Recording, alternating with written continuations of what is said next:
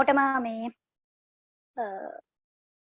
අයිවෝන් කියලා කියනවා මේ මං හිතන්නේ මම මේ කියන්නම් පොඩ්ඩක් මම මගේ නම නිලීකා වික්‍රමසිංහ මම දැනට මේ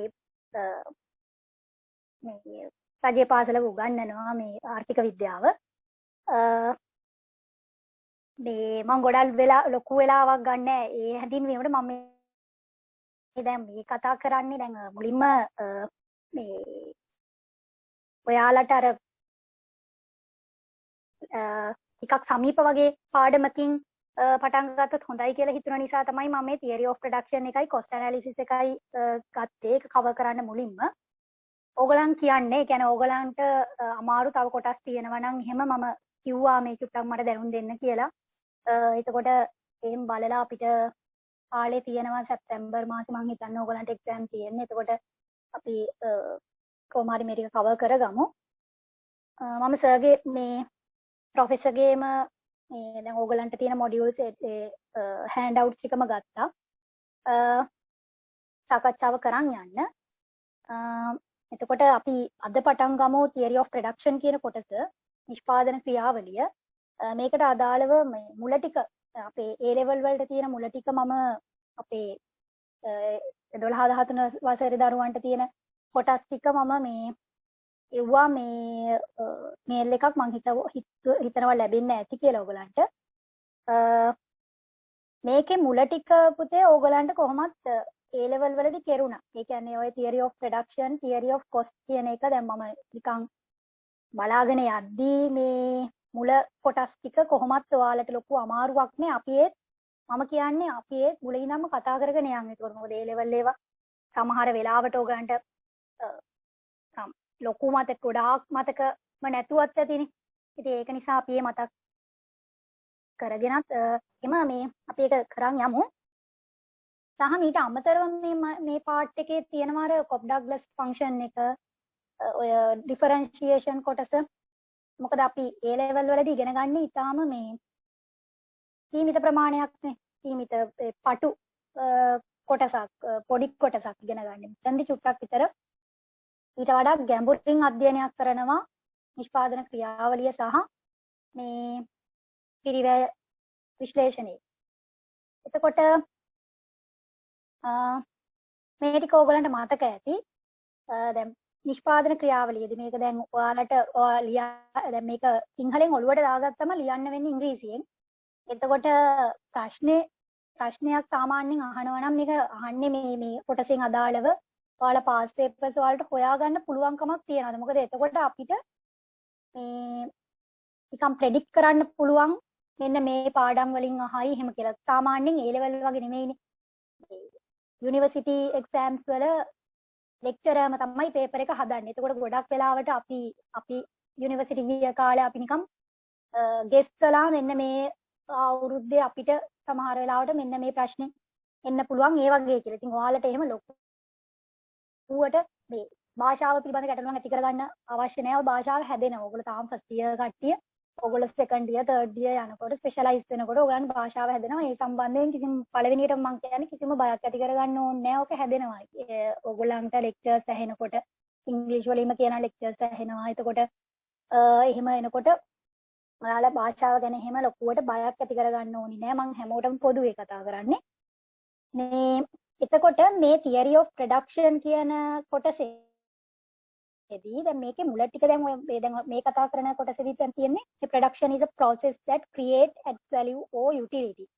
දැන් normally අපි දන්නවා මේ නිෂ්පාදන ක්‍රියාවලිය කියන්නේ value addition එකක් කියලා. මේ අවස්ථාන නිෂ්පාදිතයට මේ create add value කියන්නේ වටිනාකමක් එකතු කිරීමක්. ඒ වටිනාකම එකතු කිරීම සිදු වෙන්නේ මේ නිෂ්පාදන ක්‍රියාවලිය ඇතුලේ. ඒ කියන්නේ මේ අමුද්‍රව්‍ය නැත්නම් inputs are converted into outputs. ඒ කියන්නේ මේ අමුද්‍රව්‍ය නිමි භාණ්ඩ බවට පත්වීමේ ක්‍රියාවලියේදී තමයි මේ වටිනාකම එකතු වෙන්නේ.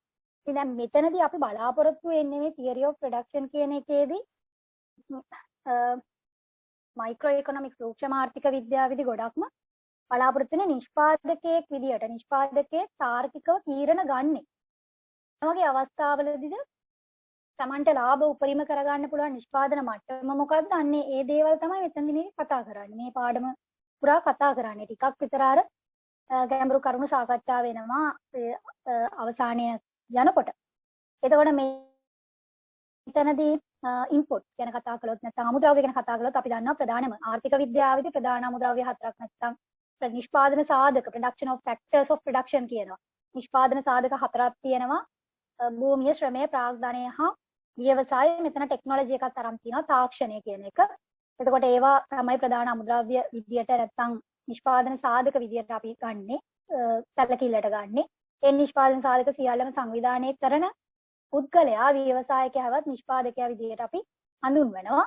එතකොට ඔහු විසින් අවසාන නිෂ්පාදිතය බිහි කරනවා භාණ්ඩ හා සේවා. එතකොට මේ ඔයාලට පේනවා ඇති මෙතන උදාහරණ විදියට තියෙනවා මේ කාස්, එතකොට සෝප්, ඒ වගේ දේවල්. ඒ කියන්නේ අත්‍යවශ්‍ය භාණ්ඩ, සුඛෝපභෝගී භාණ්ඩ ආදී වශයෙන් විවිධ භාණ්ඩ හා සේවා නිෂ්පාදනය කරනවා. එතකොට production function මේකත් ඔයගලන්ට මතක ඇති අපි A level වලදී මේක දැන් නිෂ්පාදනය හා පිරිවැය කියන 4 වෙනි පාඩම නැදක් යනකම්ම ඔයගලන්ට හම්බ වෙන්නේ මේ ස්ලයිඩ් සෙට් එකේම මම ඒක දැන් ටිකක් බැලුවා. නැදක් යනකම් හම්බ වෙන්නේ මේ A level පාඩමම තමයි. ඒ කියන්නේ marginal rate of substitution කියන එක අපි කළා නෑ, MRTS කියන එක කළා නැහැ A level වලදී. ඒ අරුණාම අපි හිනවන ආන්තික ඵලදානියාය කියලා එකක් ඉගෙන ගත්තා A level වලදී. ඔයාලට මතක ඇති. ඒ වගේ ඒ කොටස් මේකේ හැමම තියෙනවා.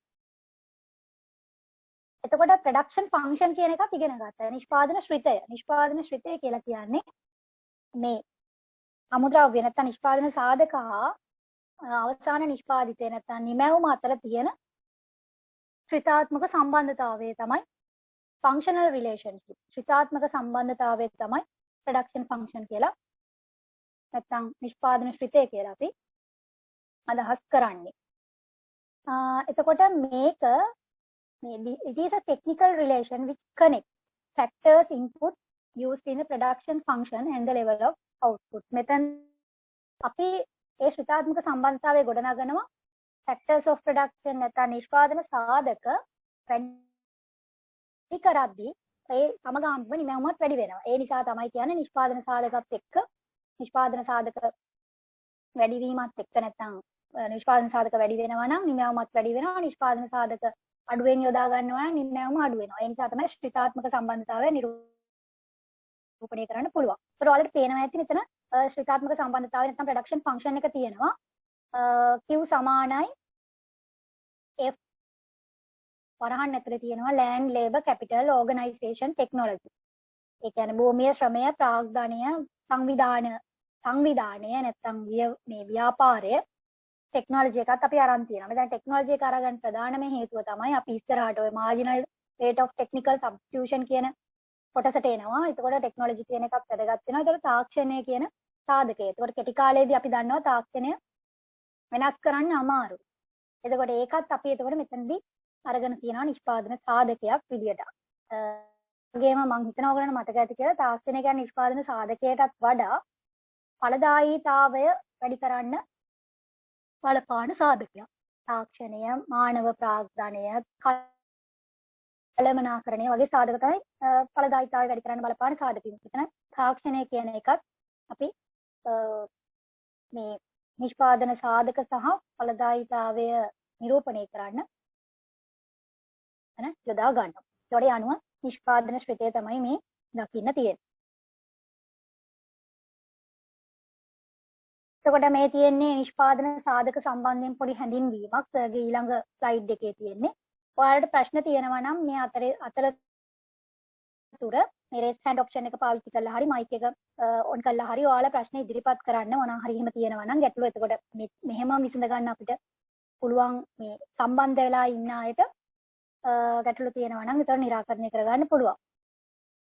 ඒතර factors of production නැත්නම් නිෂ්පාදන සාධක ගැන කතා කළොත් භූමිය, ශ්‍රමය, ප්‍රාග්ධනය හා නිෂ්පාදන සංවිධානය කියලා ගත්තොත් නැත්නම් අපි යහනි ව්‍යවසාය මේ ව්‍යාපාරය විදියට ගත්තොත් ඒතකොට land නැත්නම් භූමිය කියලා කියන්නේ ස්වභාවික සම්පත් يعني ස්වභාවික මේ land කිව්වම භූමිය විතරක් නෙමෙයි හැමදේම මේ සරවුන්ඩින් එක ආවට මිනරල් එයා රිවර්ස් හැමදේම තමයි මේ භූමිය යටතට ගැනෙන්නේ. එතකොට දැන් බලන්න මෙතන තියෙනවා free gift of nature fix කියලා.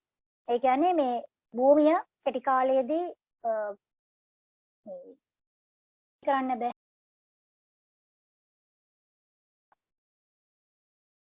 ඊළඟට අපි ගත්තොත් ශ්‍රමය ගැන mental or physical effort done by a man with a view of. එතකොට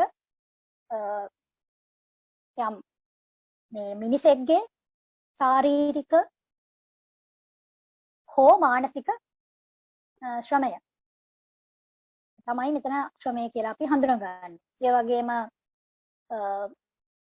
ඒක අපි ඒ කායික හෝ මානසික ශ්‍රමය කියන සාධකය අපි කියනවා වෙනස් වෙන සාධකයක් කියලා, විචල්්‍ය සාධකයක් කියලා.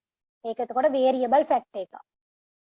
ඊළඟට capital කිව්වම ප්‍රාග්ධනය, man made goods used in production process, most mobile factor එක අපි තනින් තන ගෙනියන්න පුළුවන්, යාන්ත්‍ර සූත්‍ර, ඒ වගේ දේවල්, මෝටර රථ, ගොඩනැගිලි,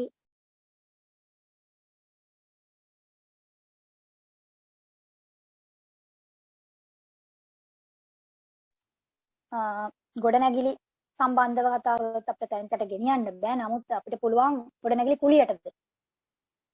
එතකොට එක නිෂ්පාදන ආයතනයක් වහලා තව නිෂ්පාදන ආයතනයක් පටන් ගන්න. ඒ වගේ එහෙම පුළුවන් නේ. ඒතකොට ඒ වගේ කැපිටල් නැත්තම් ප්‍රාග්ධන භාණ්ඩ.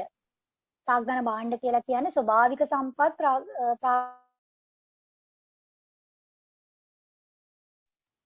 මිනිසා විසින් නිර්මාණය කරන නිෂ්පාදන ක්‍රියාවලට යොදා ගන්න. ඒකට අපි කතා කර හිටියේ මේ ප්‍රාග්ධන භාණ්ඩ ගැන. ප්‍රාග්ධන භාණ්ඩය එතකොට මිනිසා විසින් නිර්මාණය කරන නිෂ්පාදන ක්‍රියාවලට යොදා ගන්නා විවිධ භෞතික සම්පත් තමයි මේ ප්‍රාග්ධන භාණ්ඩ කියන්නේ. ඒකට ප්‍රාග්ධන භාණ්ඩ තනින් තැනට ගෙනියන්න පුළුවන්. එතකොට ඒ වගේම ඕගනයිසේෂන් කියලා කියන විතර සංවිධානය. එතකොට ඒ කියන්නේ මේ සියලුම නිෂ්පාදන සාධක මේ ලෑන්ඩ් ලේබර් කැපිටල් කියන සියලුම නිෂ්පාදන සාධක සංවිධානය කරලා එක තැනකට ගෙනහලා ව්‍යාපාරයක් ආරම්භ කරන්න මූලික වෙන පුද්ගලයා තමයි අපි කියන්නේ ව්‍යවසායකයා කියලා, කෝඩිනේටර් නැත්නම් සම්බන්ධීකාරකයා කියලා, සම්බන්ධීකරණය සිදු කරන පුද්ගලයා. ඒ සම්බන්ධීකරණය සිදු කරන පුද්ගලයා ව්‍යාපාරයක් පවත්වාගෙන යනවා නම් මේ පොදු අවකාශයේ හෝ නැත්නම් යා සංවිධානය පවත්වාගෙන යනවා නම් යම් ගොඩනැගිල්ලක් වෙන්න පුළුවන්, නැත්නම් යම් ආයතනයක් එහෙම වෙන්න පුළුවන්. ඒක ඕගනයිසේෂන් කියලා කියනවා. ඒක එතකොට සරලවම මෙතන factors of production කියන එක අපිට හඳුනා ගන්න පුළුවන්. දැන් අපි ඊට පස්සේ එන්නේ දැන් අපි අපේ පාඩමට ටෙක්නිකලි අපේ පාඩමට අපි අප්‍රෝච් එක ගන්නවා. එතන ප්‍රධාන වශයෙන්ම දැන් අපි ඔය කතා කරපු කලින් මේ කතා කරපු ප්‍රධාන නිෂ්පාදන සාධක හතර දැන් අපි ප්‍රධාන කොටස් දෙකකට බෙදලා. ඒ ප්‍රධාන කොටස් දෙක තමයි variable input and fixed input කියන්නේ. එතකොට variable input කියන්නේ විචල්්‍ය සාධක, fixed input කියන්නේ ස්ථාවර සාධක. ඒතකොට විචල්්‍ය හා ස්ථාවර සාධක නැත්නම් වෙනස් වෙන සාධක තමයි නිරන්තරයෙන්ම වෙනස් වෙන සාධක තමයි විචල්්‍ය සාධක විදිහට අපි හඳුනාගන්නේ. දැන් මෙතනදී විචල්්‍ය සාධක විදිහට ගත්තොත් ඒක يعني නිෂ්පාදන ක්‍රියාවලිය අපිට කොටස් දෙකකට බෙදන්න පුළුවන්.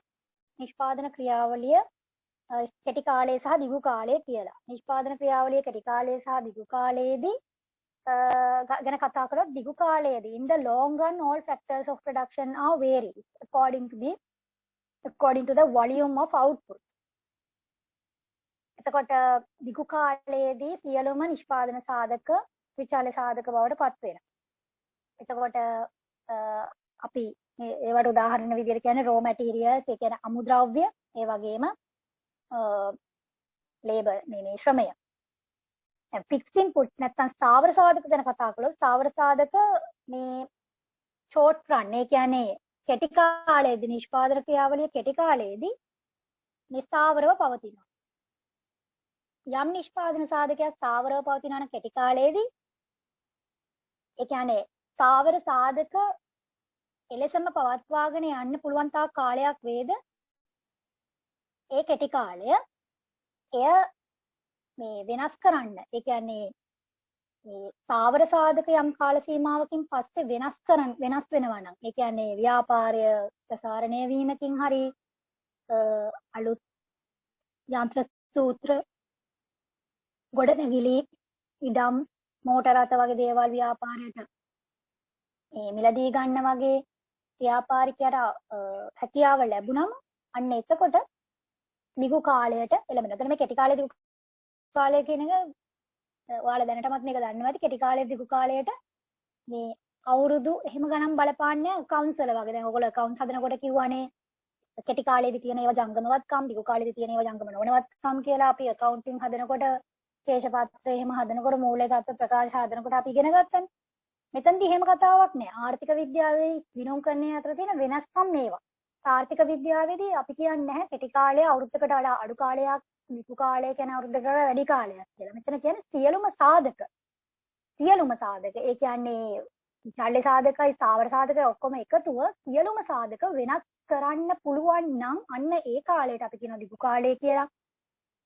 යම් කාල සීමාවක් තුළ අපිට සාධක දෙකක් වශයෙන් ඒ කියන්නේ විචල්්‍ය සාධකයි ස්ථාවර සාධකයි කියලා කොටස් දෙකක් හඳුනා ගන්න පුළුවන් නම් අන්න ඒ කාල සීමාව කෙටි කාලය කියලා අපි හඳුනා ගන්නවා. ඉතින් එක් ව්‍යාපාර සංවිධානයේ ස්වභාවය අනුව මේ කෙටි කාලය දිගු කාලය වෙනස් වෙනවා. දැන් කෙටි කාලය සමහර ව්‍යාපාරයකට සති 3ක් වෙන්න පුළුවන් කෙටි කාලය. ඒ සති 3න් පස්සේ දිගු කාලය වෙන්න පුළුවන්.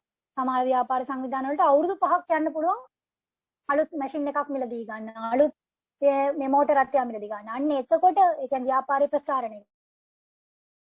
අන්න එතකොට අවුරුදු 5න් පස්සේ තමයි යාගේ දිගු කාලය. අන්න ඒ වගේ ඒ කාල සීමාව නෙමෙයි මෙතන වැදගත් වෙන්නේ අර නිෂ්පාදන සාධක කොටස් දෙක. මේක ඉතාම වැදගත් දෙයක් මේ පාඩමේ අපිට ඉස්සරහට කතා කරන්න. එතකොට මෙතන කියනවා මේ remain the same in the short period at any level of output the amount is remain the same. මේක වෙනස් වෙන්නේ නැහැ. ටෙක්නොලොජි එක ඒ කියන්නේ තාක්ෂණය වෙනස් වෙන්නේ නැහැ. යන්ත්‍ර සූත්‍රවල ප්‍රමාණය ඒ කියන්නේ ඒ අපි හිතුවත් යන්ත්‍ර දෙකයි තියෙන්නේ කියලා යන්ත්‍ර දෙක ආරම්භයේදී තියෙන යන්ත්‍ර දෙක එච්චරම තමයි කෙටි කාලයේදී ඒ දෙකම තමයි පාවිච්චි කරන්නේ. ඒ වගේම අපි ගත්තොත් මේ තාක්ෂණය කියන එක වෙනස් වෙන්නේ නැහැ. ඒ වගේ ඒ amount එක නැත්නම් ප්‍රමාණය වෙනස් වීමකට ලක් වෙන්නේ නැහැ. cost of these inputs are called fixed cost. ඒ කියන්නේ ස්ථාවර පිරිවැය කියලා අපි කියනවා building land එහෙම කියලා කියනවා. මෙතන දැන් ඔයාලට පේන විදිහට රතු පාටින් කියනවා in the long run fixed inputs are become variable. දිගු කාලයේදී මේ සාධක fixed input නැත්නම් ස්ථාවර සාධක විචල්්‍ය බවට පත් වෙනවා. ඔන්න දැන් අපි එනවා මෙන්න මේ අපි ඉගෙන ගත්ත fixed input variable input කියන කතාබහත් එක්ක අපි එනවා production process එකේ නැත්නම් නිෂ්පාදන ක්‍රියාවලියේ අපිට දකින්න පුළුවන් සංකල්ප වලට. total product, average product, marginal product. total product කියලා කියන්නේ මුළු නිෂ්පාදිතය.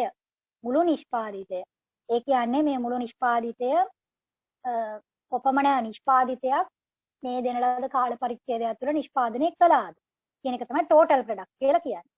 average product කියන්නේ සාමාන්‍ය නිෂ්පාදිතය. සාමාන්‍ය නිෂ්පාදිතය අපි ගන්න ඒකකයකට. ඒකකයක් කියන්නේ මුළු නිෂ්පාදිතය මුළු ඒකක ගන්නින් බෙදුවම අපිට එක නිෂ්පාදිතයක සාමාන්‍ය එනවා. එතකොට මාර්ජිනල් ප්‍රොඩක්ට් කියලා කියන්නේ ආන්තික නිෂ්පාදිතය. ආන්තික නිෂ්පාදිතය කියන්නේ යම් කියන්නේ ප්‍රමාණය එක ඒකකයක් වැඩි කිරීමේදී මුළු නිෂ්පාදිතයට එකතු වන අලුතින් එකතු වන ප්‍රමාණය තමයි ආන්තික නිෂ්පාදිතය නැත්නම් මාර්ජිනල් ප්‍රොඩක්ට් කියලා කියන්නේ. The rate of change of output as a result changes in one variable input. ඔන්න ඔතෙන්දී අර මං කියව variable කතාව එනවා. variable කතාවයි fix කියන කතාවයි එනවනේ. එතකොට ඒ කියන්නේ variable input එක තමයි short run. දැන් ඕගලන්ට කෙටි කාලයේදී වෙනස් කරන්න පුළුවන් මේ විචල්්‍ය සාධක විතරයි. ඒතකොට විචල්්‍ය සාධකයක් වෙනස් කරාම මුළු නිෂ්පාදිතයට එකතු වන ප්‍රමාණය කොපමණද? ඒක තමයි මේ marginal product නැත්නම් ආන්තික නිෂ්පාදිතයෙන් අපි හඳුනගන්නේ. මේක වැදගත් වෙනවා අපිට එක්තරා න්‍යායක් ගොඩනගන්න. මම එතනට ගියොතින් ඉස්සෙල්ලා මට කියන්න දැන් අපි මේ ස්ලයිඩ් කීපයක් කතා කළා. මම මේ යනවා ටිකක් ෆාස්ට් වැඩිද කොහොමද මොකද්ද මොන වගේද නැත්නම් මේ යන විදිය මොකද ස්ලයිඩ් 7ක් දැන් කතා කරා. ඊළඟට අපි කතා කරන්න තියෙන්නේ මේ රිලේෂන්ෂිප් එක ගැන. මේකත් වැදගත් කොටසක්. ඒකට එන්න කලින් මට කවුරු හරි කියන්න මේ යනවා ෆාස්ට් වැඩිද ටිකක් ස්ලෝ යන්න ඕනේද කොහොමද මොනවා හරි තව එකතු වෙන දේවල් ඉම්ප්‍රූව් වෙන්න මොනවා හරි දේවල් තියෙනවද කියලා.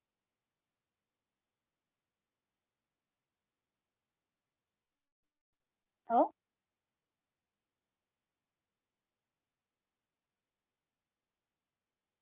නෑ මිස් මෙතන නිකන් කියපු ටික තේරුණා. එහෙනම් ස්පීඩ් යන්නේ. නෑනේ. හරි. හරි. හරි. ඒ ප්‍රශ්නයක් තියෙනවා නම් chat box එක හරහා හරි නැත්නම් mic එක on කරලා හරි අහන්න. මොකද මම මේක ඕගලන්ට මේ දැන් මෙතන ඔක්කොමලා වගේ ඉන්නේ කොමර්ස් කරපු අයනේ. එතකොට ඒ කොමර්ස් කරපු නිසා ඒ කියන්නේ කරපු අය නිසා මම දැන් මේ ටික කොහොමත් ඕගලන්ට ටච් වෙලා තියෙන නිසා මේ තමයි මම මේ ටික එකක් අර කතා කරගෙන ගියේ ඉක්මනට වගේ. හරි. එහෙනම් අපි සාකච්ඡාව දිගටම කරන්නම්. relationships among total, marginal and average products of labor. දැන් මෙතනදී අපි සම්බන්ධතාවයක් ගොඩනගා ගන්න ඕනේ මුළු නිෂ්පාදිතය, ආන්තික නිෂ්පාදිතය සහ සාමාන්‍ය නිෂ්පාදිතය කියන මේ සංකල්ප අතර. මේ සංකල්ප වල තියෙන සම්බන්ධතාවයක්. ඉන්ටර් රිලේෂන්ෂිප් එකක් කියලා අපි කියනවා. අන්තර් සම්බන්ධතාවය. දැන් ඔයගලන්ට පේනවා ඇති මෙතන තියෙනවා මේ මම මේක ටිකක් zoom කරොත් මෙතන තියෙනවා මේ ප්‍රධාන ප්‍රස්ථාර දෙකක්, සටහන් දෙකක්, වක්‍ර. ප්‍රධාන වක්‍ර කීපයක්. වක්‍ර තුනක් ඇඳලා තියෙනවා. පළවෙනි දැන් මේ උඩ තියෙන වක්‍රේ තමයි මුළු නිෂ්පාදිතය. මුළු නිෂ්පාදිතය නිරූපණය කරන්නේ.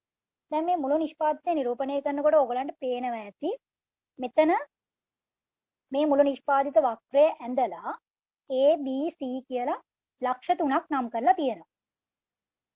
එතකොට මේ පළවෙනි කොටස දැන් මේක අපි අධ්‍යයන තුනකට වෙන් කළොත් මේක ඉස්සරහට තියෙනවා මේ ප්‍රොෆෙසර්ගේ මේ ස්ලයිඩ් එකේ තියෙනවා මේක කියන්නම්. දැන් මෙතන මේ අධ්‍යයන තුනකට වෙන් කළොත් ඕගොල්ලෝ හොඳට බලන්න මේ A කියන ලක්ෂයට වම් කොටසේ ඒ කියන්නේ දැන් මේ ඔයාලට පේනවා ඇති මේ A ලක්ෂය නම් කරලා තියෙන ඒකෙන් වම් අත පැත්තේ කොටස. ඒ කියන්නේ දැන් මුළු නිෂ්පාදිතය ගැන බැලුවොත් මුළු නිෂ්පාදිතය මෙතන බිඳුවෙන් පටන් අරන් තියෙනවා. දැන් මම කතා කරන්නේ උඩ තියෙන වක්‍රය ගැන. හොඳේ. උඩ තියෙන වක්‍රය ගැන මම පෑනත් ගන්නම් චුට්ටක්. ඔයාලට පේනවා ඇති මේ මම දැන් මේ කොළ පාටින් ඉරක් යන්ත පේනව නේද? පේනවනේ? ඔව් මඩම් පේනවා. හරි. එතකොට මේ මෙන්න මේ කොළ පාටින් දැන් මම මේ ඉරක් යන්දානේ. ඒ තියෙන ඒ වක්‍රයේ ඒ කොටස තමයි මම ගන්නෙ. බලන්න මුළු නිෂ්පාදිතයේ පටන් ගැන්මේදී නිෂ්පාදන ආයතනයක් පටන් ගැන්මේදී මුළු නිෂ්පාදිතයේ ක්‍රමක්‍රමයෙන් වැඩි වෙනවා. දැන් මේ ක්‍රමක්‍රමයෙන් වැඩි වෙන එක තමයි මම මේ මුළු නිෂ්පාදිතයේ මේ කොළ පාටින් ඇඳලා පෙන්නුවේ. දැන් මම පාට වෙනස් කරලා මම ගන්නවා මම නිල් පාට ගන්නවා. දැන් ඔය කොටසෙම දැන් මම කියවනේ මේ A කියන ලක්ෂයෙන් වම් අත පැත්තේ කොටස ගැන තමයි මම මෙන්න මේ කොටස ගැන තමයි කතා කරන්නේ. හොඳේ. මම මේ කොටස ගැන කතා කරන්නේ. එතකොට දැන් මම ගත්තොතින් ඒකට සමගාමීවම ආන්තික නිෂ්පාදිතය. දැන් බලන්න ආන්තික නිෂ්පාදිතය මේ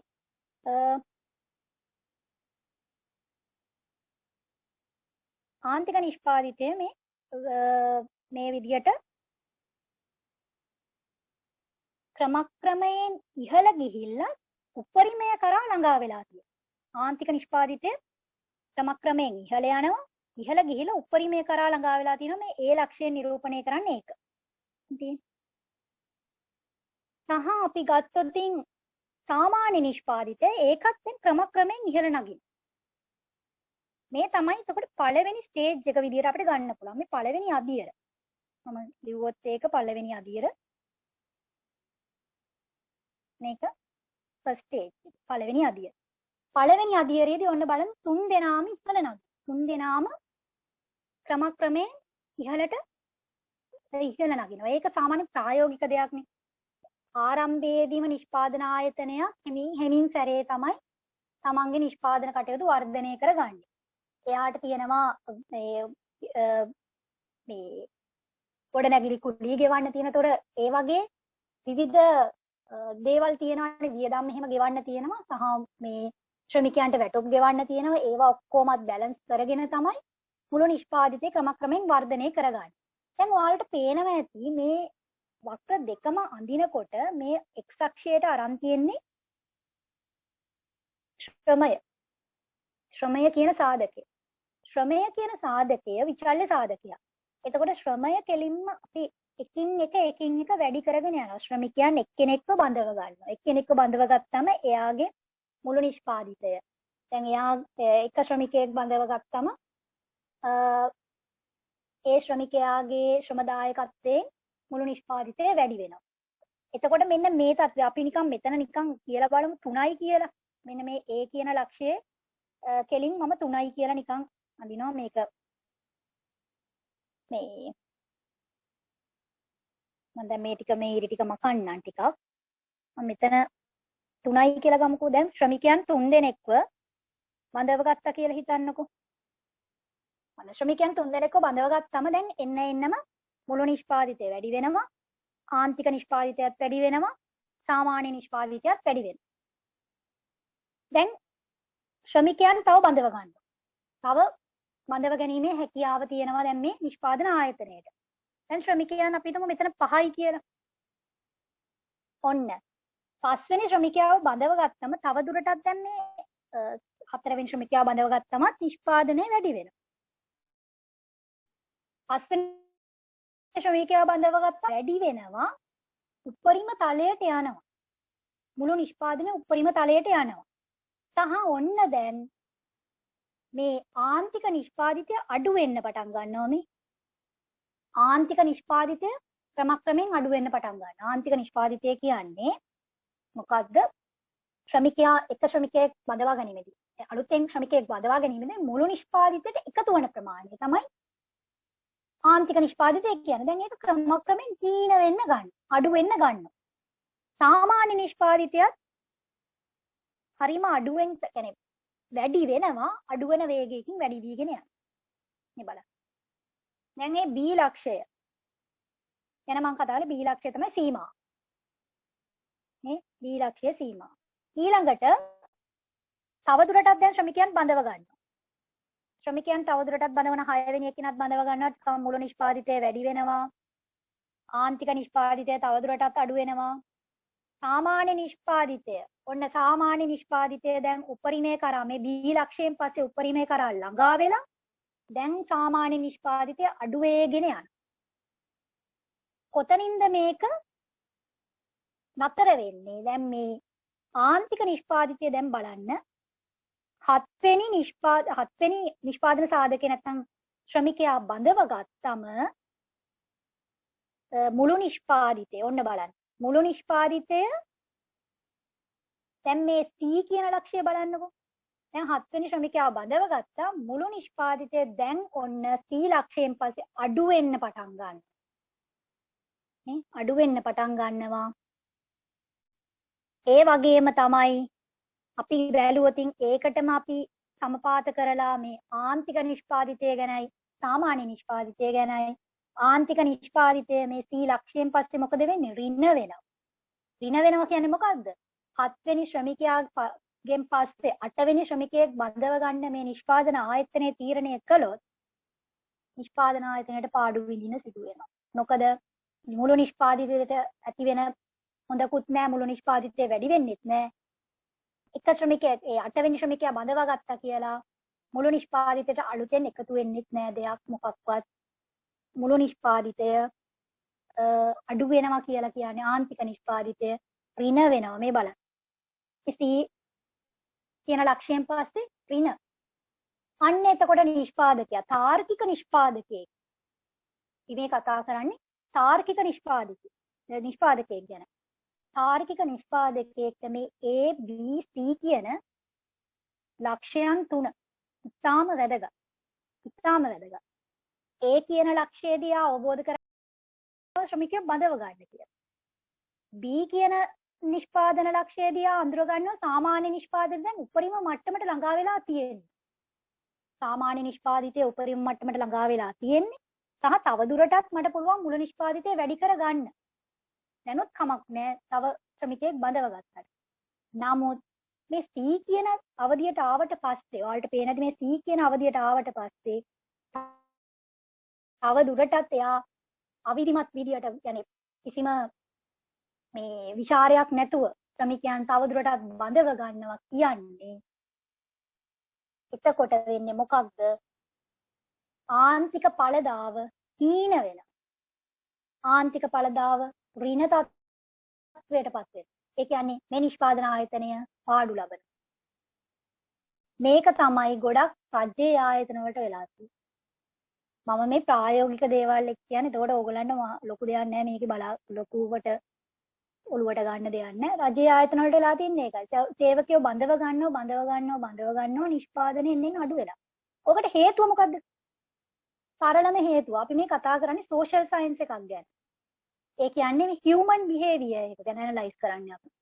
මේ හැම දෙයකම හැම කොටසකම ඔයගොල්ලෝ ඉක්කොන් වල මේ හැම පාඩමකම අතරේ අපි ඉගෙන ගන්න මිනිස්සුන්ගේ බිහේවියර් එක ගැන. මිනිස්සුන්ගේ බිහේවියර් එක කට්ටිය ගොඩාක් ඉන්නකොට එක වැඩක් කරන්න කට්ටිය 10ක් 15ක් ඉන්නවනම් ලියුමක් එහා මේසේ ඉඳන් අනිත් මේසෙට ගෙනියන්න 3-4 දිනක් 5 දිනක් ඉන්නවා. කවුරුත් වැඩක් කරන්නේ නැහැ. ඔන්න හියුමන් බිහේවියර් එක. අන්න ඒක තමයි ආන්තික ඵලදා නීතිය. සරලවම කිව්වොත්. ඒ කියන්නේ අසීමාන්තිකව ශ්‍රමිකයන් බඳවා ගන්න එක නිෂ්පාදන ආයතනයකට අහිත කරයි. ඉතින් නිෂ්පාදන ආයතනයේ ඔප්ටිමම් පොයින්ට් එක නැත්තම් නිෂ්පාදන ආයතනය අඳුර ගන්න ඕනේ මොකක්ද සීමාව කියලා. දැන් මෙතන මේ නිෂ්පාදකයා තේරුම් ගන්න ඕනේ. හරි. මම 7 දෙනෙක් බඳවගෙන මගේ නිෂ්පාදන ආයතනයේ වැඩික කරගෙන යනවා. 8 වෙනියා බඳව ගත්ත ගමන් මොකද වෙන්නේ? මගේ නිෂ්පාදනයේ සමස්තයෙන් පහළ වැටෙනවා. ඒක නිසා ගොඩක් වෙලාවට මේ C කියන ලක්ෂය පාස් කරන්න යහපතට පනින්න නරකයි තාර්කික නිෂ්පාදකේ.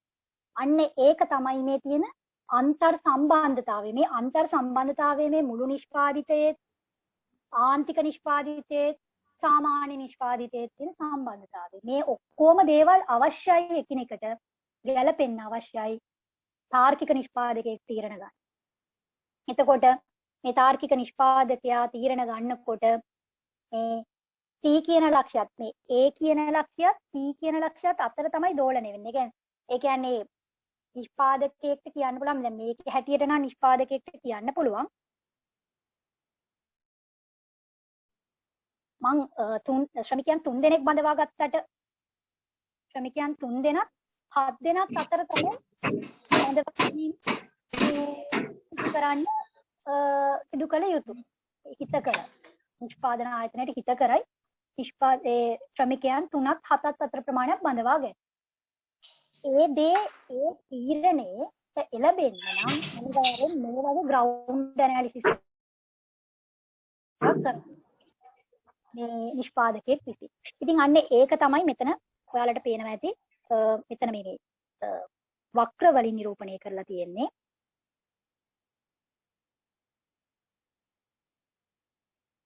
හරි. මම දැන් මේක zoom out කරන්නම්. එතකොට මේ තියෙන with labor time continuously divisible we can smooth PP MP මේක මම කියලා තියෙන ටික මෙතන English වලින් කියලා තියෙනවා. ඒ කියන්නේ total product curve increases at an increasing rate up to point A. වැඩි වෙන වේගයකින් at an increasing rate කියලා කියන්නේ වැඩි වෙන වේගයකින් වැඩි වෙනවා කියන එක මේ point A එකට එනකම් past this point the TP curve rises at a decreasing rate up to point C. අර මුලින් තියෙන්නේ මුලින් වගේ වැඩි වෙන වේගයකින් වැඩි වෙන්නේ නැහැ. ඒ කියන්නේ point A එකට එනකම් වැඩි වෙන වේගයකින් වැඩි වෙලා ඊට පස්සේ slowly තමයි වැඩි වෙන්නේ. අඩු වෙන වේගයකින් තමයි වැඩි වෙන්නේ point C එකට එනකම් මුළු නිෂ්පාදන වක්‍රය. and declines thereafter. ඊට පස්සේ point C එකෙන් පස්සේ decline වෙනවා නැත්නම් අඩු වෙනවා. එතකොට marginal product එක ගැන අපි කතා කළොත් prices up to point A marginal product එක වැඩි වෙනවා point A වලට එනකන් ඊට පස්සේ අඩු වෙන්න ගන්නවා become zero at C. බිඳුව වෙනවා point C එකේදී. බිඳුව වෙනවා. ඊට පස්සේ negative. ඊට පස්සේ negative වෙනවා. ඊට පස්සේ AP නැත්නම් average product එක සාමාන්‍ය නිෂ්පාදිතයත් වැඩි වෙනවා point B එකට එනකන් point B එකේදී උපරිම ලක්ෂ්‍යය කරා ළඟා වෙනවා. ඊළඟට ක්‍රමක්‍රමයෙන් අඩු වෙන්න ගන්නවා. හැබැයි මේක බිඳුව වෙන්නේ නැහැ.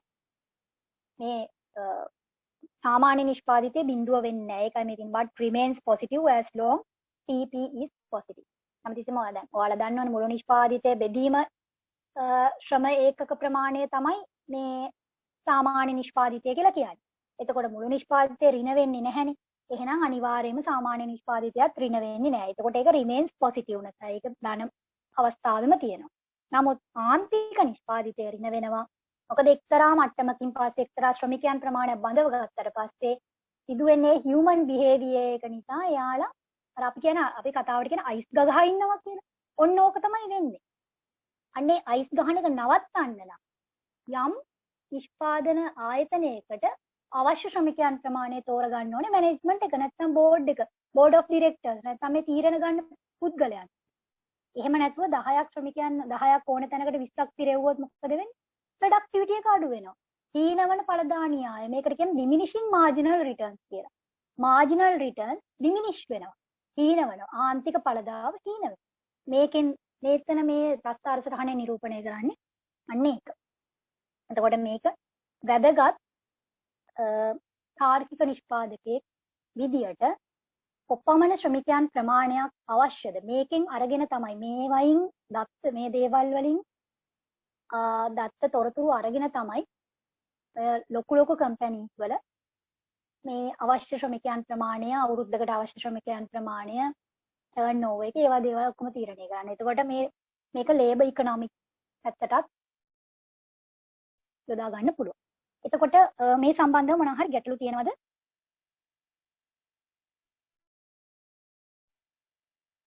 ඒක තේරුණාද?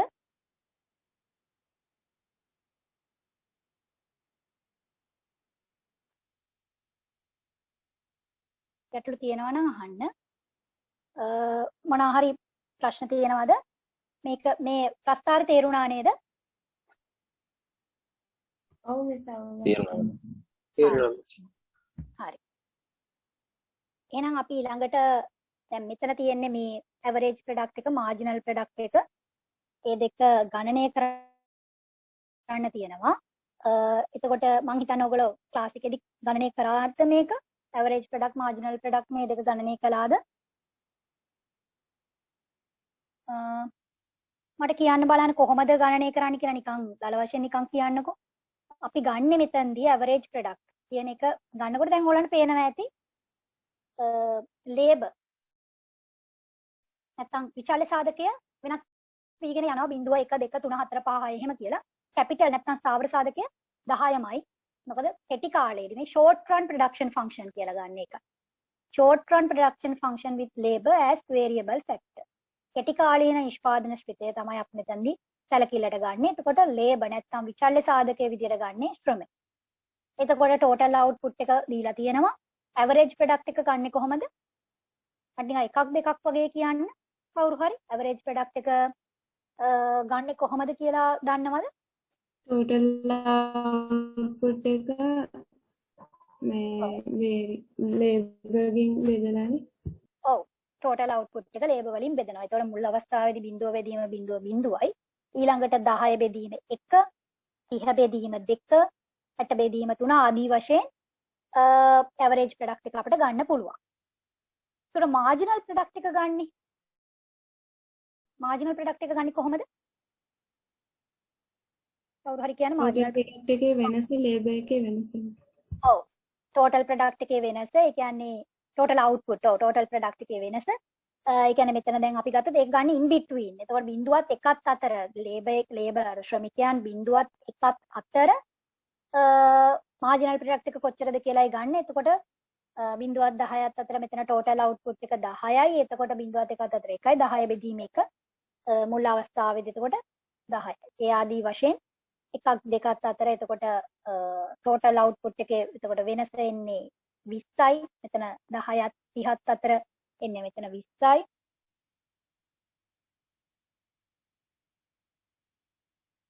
එතකොට 20 බෙදීම 1 එතකොට 20යි. ඒ ආදී වශයෙන් තමයි මේ ඒක මම හිතනවා ඒකේ ගැටලුවක් නැහැ කියලා ඒක ගණනය කිරීම. මොකද ඒක ගණනය කළා ඊට පස්සේ දීලා තියෙනවාද? ඔව්. ගණනය කළා දීලා තියෙනවා. මේ අර කලින් මේ තියෙන එකම තමයි මේ ගණනය කළා දීලා තියෙන්නේ.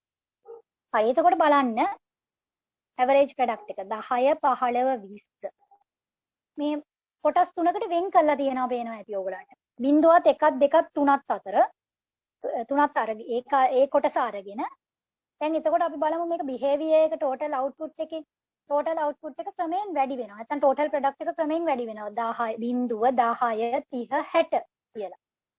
ඒක ඉතා ශීඝ්‍රයෙන් අර වැඩි වෙන වේගයෙන් වැඩි වෙනවා. ඊළඟට average product එක ඒකත් වැඩි වෙනවා 10 15 20 කියලා. marginal product එකත් වැඩි වෙනවා 10 20 30 කියලා. ඊළඟට 4 වෙනි ශ්‍රමිකයා බඳව ගත්තට පස්සේ 8 වෙනි ශ්‍රමිකයා වෙනකම් අපි බලමු total output එකේ behavior එක මොන වගේද කියලා. 80 95 108 112 ඔන්න එක තැන 112 112 ඔහොම තියෙනවා. ඒ කියන්නේ අර අඩුවන වේගයකින් තමයි වැඩි වෙන්නේ මුල් අවස්ථාවේදී. ඊට පස්සේ ස්ථාවර මට්ටමක ටිකක් එනවා එක තැන වගේ. එතකොට සාමාන්‍ය නිෂ්පාදිතය ක්‍රමක්‍රමයෙන් අඩු වෙනවා. 20 19 18 16 14 ආදී වශයෙන් අඩු වෙනවා. මාර්ජිනල් ප්‍රොඩක්ට් එකක් 20 15 13 4 ඔන්න බිඳුවට ආවා. ඔන්න මාර්ජිනල් ප්‍රොඩක්ට් එක බිඳුවට ආවා. ඔන්න සීමාව දැන් ඉරක් ගහලා වෙන් කරන්න පුළුවන්. 9 වෙනි ශ්‍රමිකයා ගත්ත ගමන් මාර්ජිනල් ප්‍රොඩක්ට් එකට මොකද වෙන්නේ? ඍණ වෙනවා. එතකොට නිෂ්පාදකයා තේරුම් ගන්න ඕනේ එයා පාඩු විඳින්නේ එයාගේ අරමුණ ලාභ උපරිම කිරීම නම් එයා ඔන්න ඔතනින් නවත්තනවා ශ්‍රමිකයන් බඳවගෙන. මේ නිෂ්පාදන ආයතනයට ඕන ශ්‍රමිකයන්ට දෙනයි 9 වෙනි කෙනා ගත්ත ගමන් පාඩුව ලබන්න වෙනවා. 9 වෙනි කෙනා ගන්න ඕන නම් එයා තවත් බිල්ඩින් එකක් ගන්න. එයාගේ නිෂ්පාදනය ප්‍රසාරණය කරන්න. නිෂ්පාදන ආයතනයට ශ්‍රමිකයන් මේ අවශ්‍ය වෙන්න තවත් අවශ්‍ය වෙනවා නම් අවශ්‍ය වෙන්නේ නිෂ්පාදන ආයතන ප්‍රසාරණය කළොත් විතරයි. තියෙන නිෂ්පාදන සාධක ස්ථාවර නිෂ්පාදන සාධක වල සේවය යොදවන්න මේ ඉන්න 8 දෙනා ඇති. අන්න ඒක තීරණය කරන්නේ මෙන්න මේ නීතිය මගින්. එතකොට අපි ඔය සංඛ්‍යාත්මකව අර වක්‍රය අපි මෙතන සංඛ්‍යාත්මක නිදර්ශනයක් ආශ්‍රයෙන් කතා කළේ. එතකොට ඒකම තමයි දැන් මේ මෙතන මෙහිම ඇඳලා තියෙන්නේ. දැන් මේ අගයන් දාලා ඇඳලා තියෙන්නේ ඔය ටික මේ ප්‍රස්තාරයක දාලා දැන් ඇඳලා පෙන්නලා තියෙනවා මේ. මෙතනදී තව දෙයක් මට අමතක වුණා කියන්න මේ මාර්ජිනල් ප්‍රොඩක්ට් එකයි ඇවරේජ් ප්‍රොඩක්ට් එක අතර සම්බන්ධතාවයක් තියෙනවා. මේ ඇවරේජ් ප්‍රොඩක්ට් නැත්නම් සාමාන්‍ය නිෂ්පාදිතයේ උපරිම ලක්ෂ්‍ය කරා උපරිම ලක්ෂ්‍ය හරහා මේ මාර්ජිනල් ප්‍රොඩක්ට් නැත්නම් මේ මොකක්ද ඒක කියන්නේ ආන්තික නිෂ්පාදිත වක්‍රය ගමන් කරන. ඒක න්‍යායයක්. ඒ කියන්නේ නීතියක් වගේ දෙයක්. සම්බන්ධතාවයක් ඒක. ඒතර ඔයගොල්ලන්ට මෙතනදිත් පේනවා ඇති උපරිම ලක්ෂ්‍ය දැන් මෙතන මේ සාමාන්‍ය නිෂ්පාදිතයේ උපරිමයේ තියෙන 20නේ. ඒ 20 කියන ලක්ෂ්‍ය හරහා ආන්තික නිෂ්පාදිත වක්‍රය ගමන් කරනවා. ඒතකොට මේ දේම දැන් මේක නිෂ්පාදන පොයින්ට් එකෙන් අපි කතා කරන්නේ නිෂ්පාදන පැත්තෙන් කතා කරන්නේ පිරිවැය පැත්තෙන් කතා කරනකොට අපි මේ නිෂ්පාදිතය කියන වචනේ අහක් කරලා පිරිවැය කියන එක ආදේශ කරනවා. ආන්තික නිෂ්පාදිතය නෙමෙයි ආන්තික පිරිවැය. සාමාන්‍ය නිෂ්පාදිතය නෙමෙයි සාමාන්‍ය පිරිවැය. හැබැයි එකම කාසිය දෙපැත්තම. ආන්තික නිෂ්පාදිතය උපරිම වෙනවා කියලා කියන්නේ ආන්තික පිරිවැය අවම වෙනවා කියන්නේ. මොකද නිෂ්පාදකයාට නිෂ්පාදනයේ නැත්තම් ලාභය උපරිම කරගන්නවා හා සමානවම ඒ දේම එයාට ඉෂ්ට කරගන්න පුළුවන් පිරිවැය අවම කිරීම. එකම කාසිය දෙපැත්ත. cost analysis එක cost view point එක කියලා කියන්නේ මේ නිෂ්පාදන ක්‍රියාවලියේම අනිත් පැත්ත. දැන් ඒකත් ඕගලන්ට තියෙනවනේ. ඒක නිසා මම ඒක නිකන් මතක් කළේ. ඊට මෙතන ආන්තික නිෂ්පාදිතය කියන වක්‍රය සාමාන්‍ය නිෂ්පාදිත වක්‍රයේ උපරිම ලක්ෂ්‍ය හරහා ගමන් කරනවා. ඒක ඒ සම්බන්ධතාවය අපි ඒක ආර්ථික විද්‍යාඥයන්කින් ඔප්පු කළ තියෙන දෙයක්. මෙතනදිත් ඒක ඔප්පු වෙනවා අපි සංඛ්‍යාත්මක නිදර්ශනයක් ආශ්‍රයෙන් මේ විදිහට ඇඳලා පැහැදිලි කරාම. දැන් මේ වක්‍රය මේ ටික අපි කලින් කතා කරපු විස්තරාත්මකව කතා කරපු වක්‍රයම තමයි මේ තියෙන්නේ. හරි. ඒතර මම හිතනවා ඔය diminishing marginal returns කියන එක ඒක මෙතන හඳුන්වලා නැහැ. ඒ කියන්නේ මේක diminishing marginal returns කියන එක හඳුන්වලා කියලා නැහැ. මෙතන කොහොමවත් සඳහන් කරලා නැහැ. ඒ වුණාට ඔයාලා ඒක දැනගෙන ඉන්න. එතකොට ඒ කියන්නේ මේ හීනවන ආන්තික ඵලදාන න්‍යාය කියන එක තමයි මේ ප්‍රස්තාරය තුලින් නිරූපණය කරන්නේ. ඊළඟට මෙතන තියෙන්නේ law of variable proportion. දැන් ඔය දැන් මේ දැන් මම කතා කරපු එක law of diminishing return ඔය. ඒ කියන්නේ ඒකටම තමයි කියන්නේ law of variable proportion කියලා.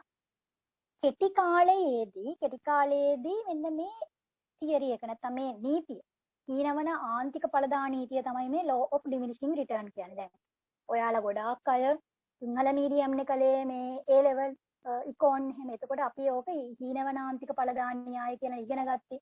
ඒකම තමයි මෙතන මේ law of diminishing return කියලා ඉංග්‍රීසි වලින් දීලා තියෙන්නේ. එතකොට short run production function with at least one input is variable. At least one input. ඒ කියන්නේ එක නිෂ්පාදන සාධකයක් හරි විචල්්‍ය නම් කෙටි කාලයේදී හීනවනාන්තික ඵලදාන නීතිය ඇති වෙනවා. ඒක එහෙම වෙන්නේ ප්‍රායෝගිකව මම අර කිව්ව human behavior එක නිසා. මොකද මේ වැඩි වෙන්නේ يعني වෙනස් කරන්නේ ශ්‍රමිකයන් ඔයාලා දන්නවා ශ්‍රමිකයන්ගේ විවිධාකාර වූ හැසිරීම් කියලා. එතකොට දැන් අපි හිතමුකෝ කුඹුරක වැඩ කරන්න දානවා කියලා මේ කීප දෙනෙක් සීමිත ඉඩ ප්‍රමාණයක අපි හිතමු 10 දෙනෙක් විතරක් වැඩ කරන්න පුළුවන් ලොකු කුඹුරක 15ක් 20ක් ගෙනහලා දැම්මොත් නිකම්ම අපි ප්‍රායෝගිකව දන්න දෙයක් තමයි මේ වැඩක් කෙරෙන්නේ නැහැ. ඒ කියන්නේ ඒ වැඩක් කෙරෙනවා වුණත් කෙරෙන වැඩේ හරිම ඵලදායීතාවය අඩුයි. ඔන්න ඕක තමයි සරලවම මේ ලොකු වචනකින් ලොකු ටෙක්නිකල් ටර්ම් එකකින් කියන්නේ law of diminishing marginal return. අපිට ඒක කිව්ව ගමන් එකපාරට නිකන් හිතෙනවනේ මේක මොකද්ද දෙයියනේ මේ කියලා. එහෙම නිකක් නෑ. ඒක අපි ප්‍රායෝගිකව හැමතිස්සෙම අත්දකින්න දෙයක්. දැන් ඔයාලා නිකන් හිතන්නකෝ ඕගොල්ලන්ගේ ලෙක්චර් හෝල් එකකට 100ක් දාන්න ඕනේ ලෙක්චර් හෝල් එකකට ඕගොල්ලෝ මේ පැක් වෙලා 300ක් විතර එබුවම වැඩක් වෙනවද? ඒ කියන්නේ ලෙක්චරර් කියන දේ කනකටවත් යන්නේ නෑනේ. දාඩිය දානවා එහෙනම් ගොඩක් පැක් වෙලා ඉන්නකොට ඒ තියෙන අපහසුතාවය. ඒ law of diminishing marginal return. ඵලදායීතාවයක් නෑ. අන්න ඒක තමයි මෙතන කියන්නේ. සරලවම එක. එතකොට law of returns කිය. ඔන්න ඕක. පරිමාණානුකූල ඵල කියලා ඕගොල්ලෝ සිංහලෙන් ඉගෙන ගන්න ඇති. A level වලදී. පරිමාණානුකූල ඵල. පරිමාණානුකූල ඵල ඇති වෙන්නේ දිගු කාලයේ. කෙටි කාලයේදී ඇති වෙනවා හීනවන ආන්තික ඵලදාන. දිගු කාලයේදී ඇති වෙනවා පරිමාණානුකූල ඵල. මෙතන long run production function with all input factors are variable. සියලුම නිෂ්පාදන සාධක විචල්්‍ය වෙනකොට පරිමාණානුකූල ඵල ඇති වෙනවා. අපි බලමු මේක ගැන විස්තර තියෙනවද කියලා.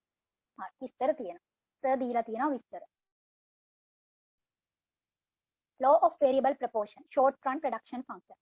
Explain short run production function. Production function with at least one variable factor, keeping the quantities of others inputs as fixed. අනිත් නිෂ්පාදන සාධක ස්ථාවරව තියාන එක නිෂ්පාදන සාධකයක් හරි variable නැත්නම් විචල්්‍ය මේ වෙනස් කරමින් වෙනස් කරන තත්වයක් වෙනස් වෙන තත්වයක් තමයි කෙටි කාලීන නිෂ්පාදන ක්‍රිතය තුලින් අපි දක්වන්නේ. එතකොට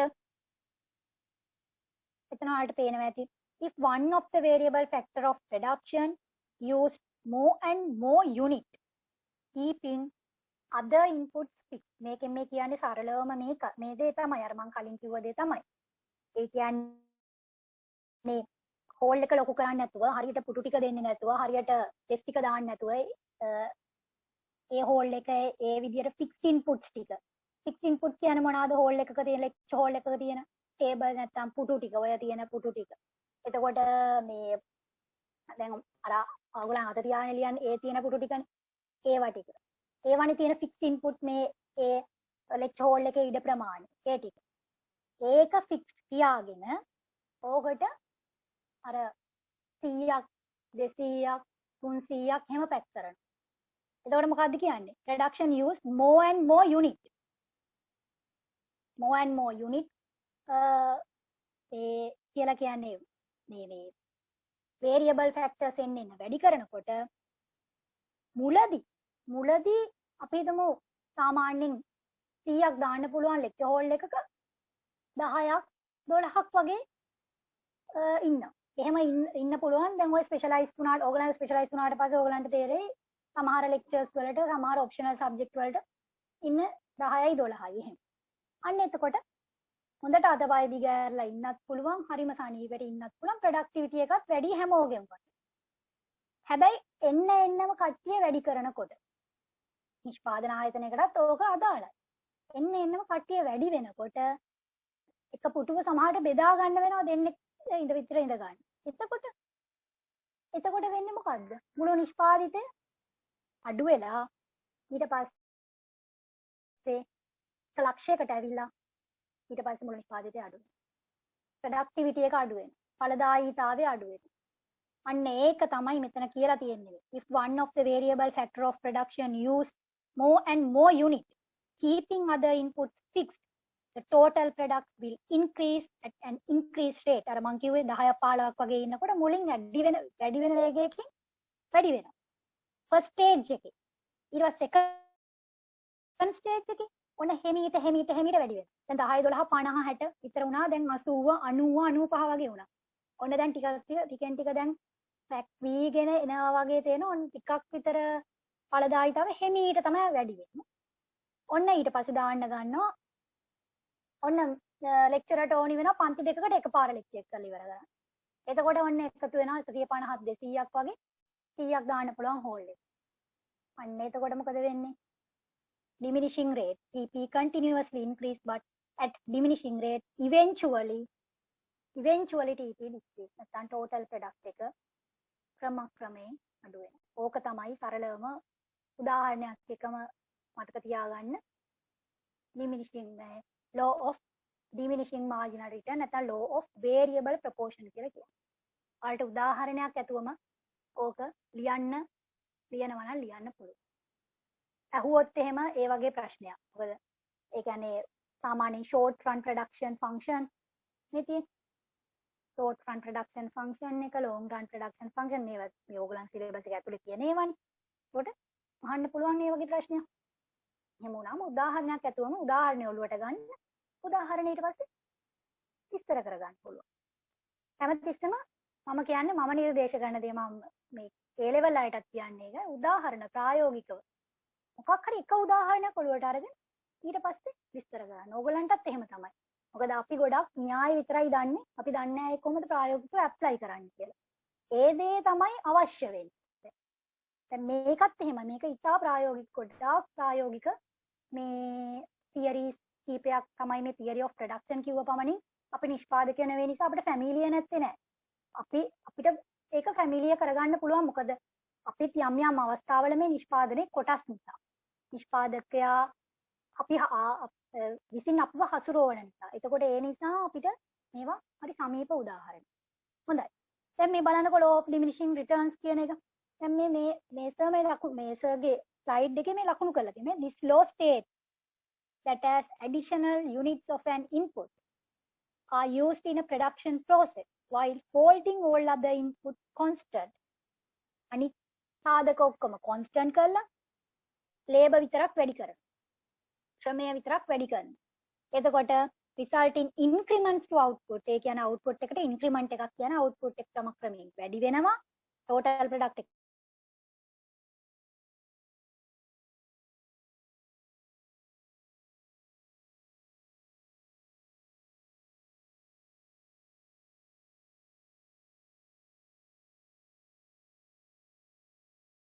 ඔය නිල් පාට දැන් මේ මෙතන මේ කොටසට අදාළ තමයි මේ කියලා තියෙන්නේ.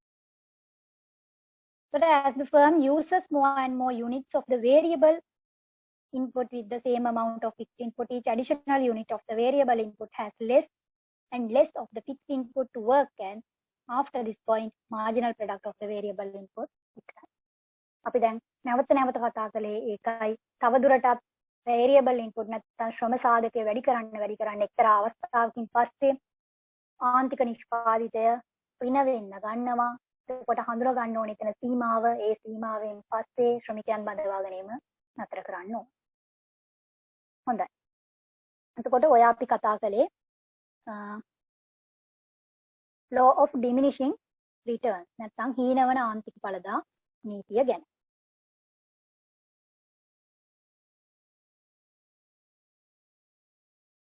මේ තියෙන ස්ටේජ් තුනකට දැන් බෙදලා තියෙනවා. ස්ටේජස් තුනකට බෙදලා තියෙනවා. ඔය දෙයම ස්ටේජස් තුනකට බෙදලා තියෙනවා. First stage, second stage, third stage. දැන් ඔයාලට තර්ඩ් ස්ටේජ් එක මම තර්ඩ් ස්ටේජ් එක ගන්නම්කො. තර්ඩ් එක බලන්න. මාර්ජිනල් ප්‍රොඩක්ට් එක ඍණ 4යි, ඍණ 8යි. ඇවරේජ් ප්‍රොඩක්ට් එකත් අඩුයි. $10යි 10යි. ටෝටල් ප්‍රොඩක්ට් එක අඩුයි 108යි 100යි. එතකොට මේ තර්ඩ් ස්ටේජ් එක කියන්නේ නිෂ්පාදකයාට හොඳ ස්ටේජ් එකක් නෙමෙයි. රැඳිලා ඉන්න හොඳ ස්ටේජ් එකක් නෙවෙයි. ෆස්ට් ස්ටේජ් එක ගන්නකො. ෆස්ට් ස්ටේජ් එකත් නිකන් පටන් ගන්නෙනේ තියෙන්නේ. එක්කෙනෙක් දෙන්නෙක් වගේ ශ්‍රමිකයන් අරගෙන 3 දෙනෙක් වගේ අරගෙන එමීට වැඩ ටික කරන් යනවා. එමීට නිෂ්පාදනය වැඩි වෙනවා, මුළු නිෂ්පාදනය වැඩි වෙනවා, එවරේජ් ප්‍රොඩක්ට් එකත් වැඩි වෙනවා, මාර්ජිනල් ප්‍රොඩක්ට් එකත් වැඩි වෙනවා. නමුත් තවත් කැපැසිටි එක පොටෙන්ෂල් එක අපේ විභවය තවත් නිෂ්පාදන ආයතනයට පුළුවන් හැකියාව තියෙනවා තව කීප දෙනෙක් රස්සා දෙන්න. අන්න යා සෙකන්ඩ් ස්ටේජ් එකට එනවා. සෙකන්ඩ් ස්ටේජ් එකට ඇවිල්ලා මෙන්න මේ සීමාවේ 8 වෙනි සීමාවෙන් අතර වෙනවා. එහෙනම් නිෂ්පාදකයේ රැඳී සිටින්න ඕනේ හොඳම ස්ටේජ් එක තමයි සෙකන්ඩ් ස්ටේජ් එක. නිෂ්පාදන ආයතනයේ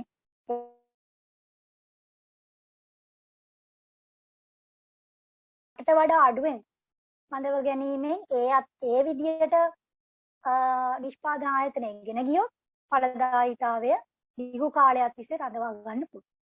ඕක තමයි අපි මෙතනින් ගන්න අදහස. මේ ක්‍රියාවලියේ මේ න්‍යාය තුලින් ගන්න අදහස.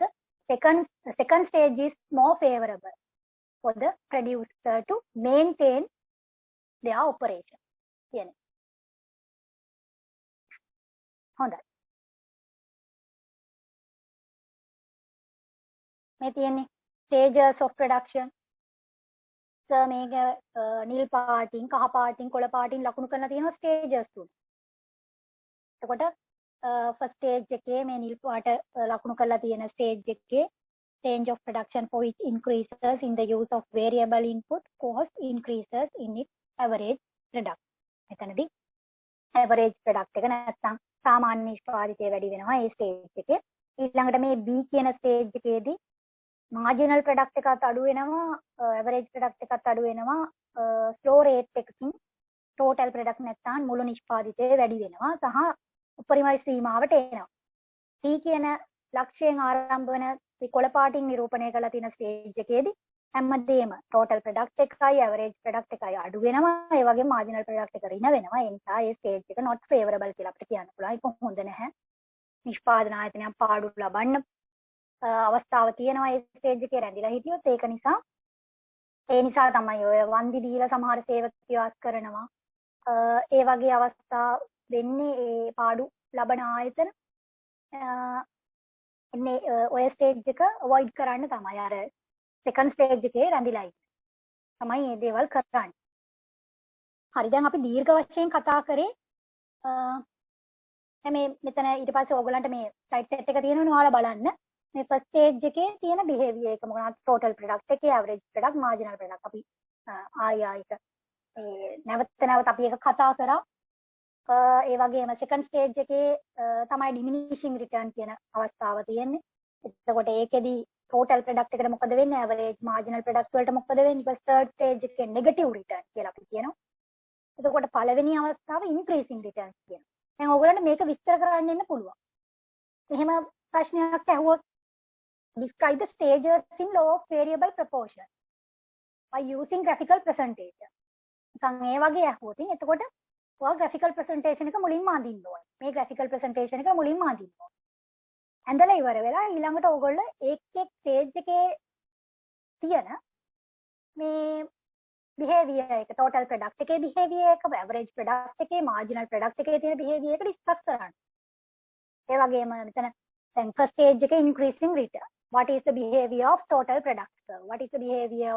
What are the behaviors of average product and marginal product?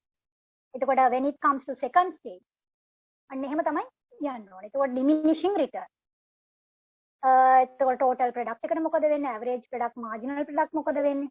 ඊළඟට negative return. Third stage. When it comes to third stage, then total product decrease, average product will also decrease, and marginal product will be negative. Marginal product is negative. ඔන්න ඔය විදියට උත්තර ලියන්න ඕනේ. මේ අපි බලමු අපි එහෙම කතා කරලා මේ කතා කරගෙන යන අතර ඔයාලට පාස් පේපර්ස් ගිය අවුරුද්දේ වගේ පේපර් එකක් හොයාගන්න පුළුවන් වුණොත් අපි ඒකත් සාකච්ඡා කරමු. එතකොට ඔයගලන්ට කිසිම බයක් වෙන්න දෙයක් නැහැ. විභාග ලියන්න පුළුවන්.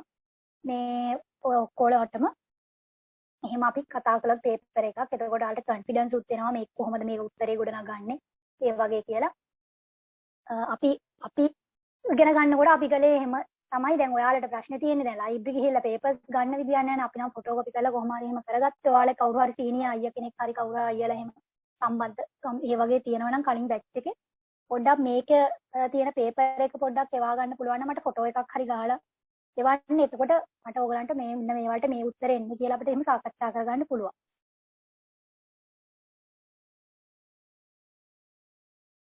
දැන් බලන්න where should rational firm ready? මේ තියෙන්නේ stage 1. ඔව් papers තියෙනවා. papers තියෙනවා නම් මට චුට්ටක් එවන්න පුතා. මේ එතකොට අපිට බලන්න පුළුවන් මොනවද ආපු ප්‍රශ්න කියලා. මොනවා වගේ ප්‍රශ්නද මේ මොන වගේ මේ ප්‍රශ්නද මේ කොටස් වලින් එන්නේ කියලා අපිට පුළුවන් නේ. එතකොට ඒක බලන්න. මට එහෙමනොත් එවන්න. ඒක ෆොටෝ එකක් ගහලා හරි එහෙම නැත්නම් ඔයාලට PDF copies මේ soft copies තියෙනවා නම් soft copies හරි mail කරන්න. බලන්නකො. එතකොට අපි ඒකත් ඒ ගමම්ම බලමු. මොකද අපිට කාලයේ උපරිමයට අපිට උතර ප්‍රයෝජනයට ගන්න පුළුවන්. හරි. එතකොට මේ තියෙන්නේ where should rational firm produce? Stage 1 මේ තියෙන්නේ the firm stage 1 එක. Is it stage 1? No, because the firm is not making the best possible use. මං කිව්වේ ඒ කියන්නේ නිෂ්පාදන ආයතනය තාම පටන් ගත්ත විතරයි. ස්ටේජ් 1 එකේ යා ටෝටල් ප්‍රොඩක්ට් එක වැඩි කරගෙන යනවා, මාර්ජිනල් ප්‍රොඩක්ට් එක ඇවරේජ් ප්‍රොඩක්ට් එක වැඩි කරගෙන යනවා. තවත් යාට පොටෙන්ෂල් එක නැත්නම් විභවය නැත්නම් යාට තවත් අවස්ථාව තියෙනවා. තව කීප දෙනෙකුට රස්සා දෙන්න, රැකියාව දෙන්න. එතකොට එයා තාම ඒ ෆර්ම් එක තාම best possible use of fixed factor කියන ගොඩනැගිල්ලේ තව ඉඩ තියෙනවා. තව ශ්‍රමිකයන් කීප දෙනෙක්ව සේවයේ නියුක්ත කරන්න. ස්ටේජ් 1 එක නෙමෙයි සුදුසුවේ. ස්ටේජ් 3 එකක් නෙමෙයි. මොකද ස්ටේජ් 3 එක නොවෙන්නේ මාර්ජිනල් ප්‍රොඩක්ට් එක නෙගටිව්. මාර්ජිනල් ප්‍රොඩක්ට් එක නෙගටිව් කියන්නේ ඒක ස්ටේජ් 3 හොඳම නැහැ. ඒ කියන්නේ ටෝටල් ප්‍රොඩක්ට් එකට බලපෑමක් නැහැ. ඍණ බලපෑමක් එන්නේ. ස්ටේජ් 3 හොඳ නැහැ. ඒ නිසා firm has an incentive to increase input until it process over to stage 2. stage 2 එක තමයි එතකොට අපිට ගන්න වෙන්නේ. හොඳ ඉතින් rational producer or firm should produce in stage 2 in between stage 1 and 3. ඒ වලට හේතු තියෙනවා. stage 1 එකයි හොඳ නැත්තේ, stage 3 එකයි හොඳ නැත්තේ. ඒ නිසා තමයි rational producer කෙනෙක් ඒ හේතු නිසා තමයි rational producer කෙනෙක් stage 2 තෝරගන්නේ. ඉතින් ඔය වගේ අපිට දැන් මේ අපි මේ කතා කරපු මේ මුළු කොටසේදීම ඔයාලට හිතෙන්න එකම දේ කියුණාද කියලා. මොකද සර් ඒක අර ඉලස්ට්‍රේට් කරලා තියෙනවා. එකින් එක ඉලස්ට්‍රේට් කරලා කියන්නේ අර ඉලාස්ටික් එක වගේ ඇදලා මේ අපි දැක්ක දැන් මේ අහුණ මේවා ටිකේ ස්ලයිඩ් ටිකේ එකම graph එක 3-4 පාරක් පාස් වුණානේ. හැබැයි ඒ හැම graph එකේම අරන් තියෙන්නේ මෙන්න මේ graph එක මෙන්න මෙතනදි මෙන්න මේක සාකච්ඡා කරන්නේ. ඒ විදිහට තමයි. ඒ නිසා තමයි එකම දේ 3-4 පාරක් කියුණා කියලා ඔයාලට හිතෙන්නත් ඇති. මේ රෙකෝඩින් එක ආයි අහන්න. එහෙමීට මේ මොනවා හරි නොතේරුණ දෙයක් වගේ තියෙනවා නම් කොහොම වුණත් rational producer, how the rational producer should identify the best stage for the production purpose, for short run production, to keep production කියලා කිව්වම ඒක rationally, economically අපි කොහොමද illustrate කරන්නේ? Based on rational thinking, කියන්නේ මේ analysis, විශ්ලේෂණාත්මකව අපිට නිකන් මේ දැන් graph එක, මේ දැන් මේ graph එක දැකලා අපිට කියන්න බෑ මෙයා stage 2 එකේ ඉන්න එක හොඳයි, මෙයා 3 එකට යන්න හොඳ නෑ, මේ negative එහෙම නෙමෙයි. ආර්ථික විද්‍යානුකූලව තමයි මේ අපි කෙනෙකුට පැහැදිලි කරන්නේ මෙයා ඉන්න ඕනේ stage 2 එකේ. අන්න economistලා, ආර්ථික උපදේශකයෝ කියන්නේ economic advisors ලා හැම කෙනෙක්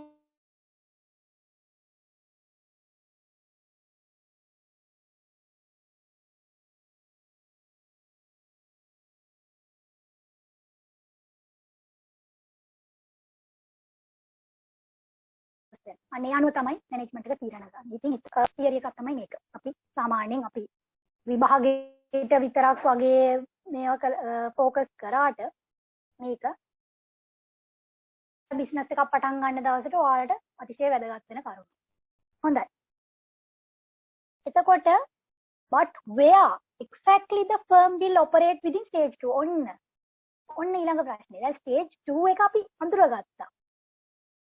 මේක අපි අඳුරගත්තා. in between මේ stage 2 එකේ කොහේ හරි තැනක කියලා බේරෙන්න බෑ.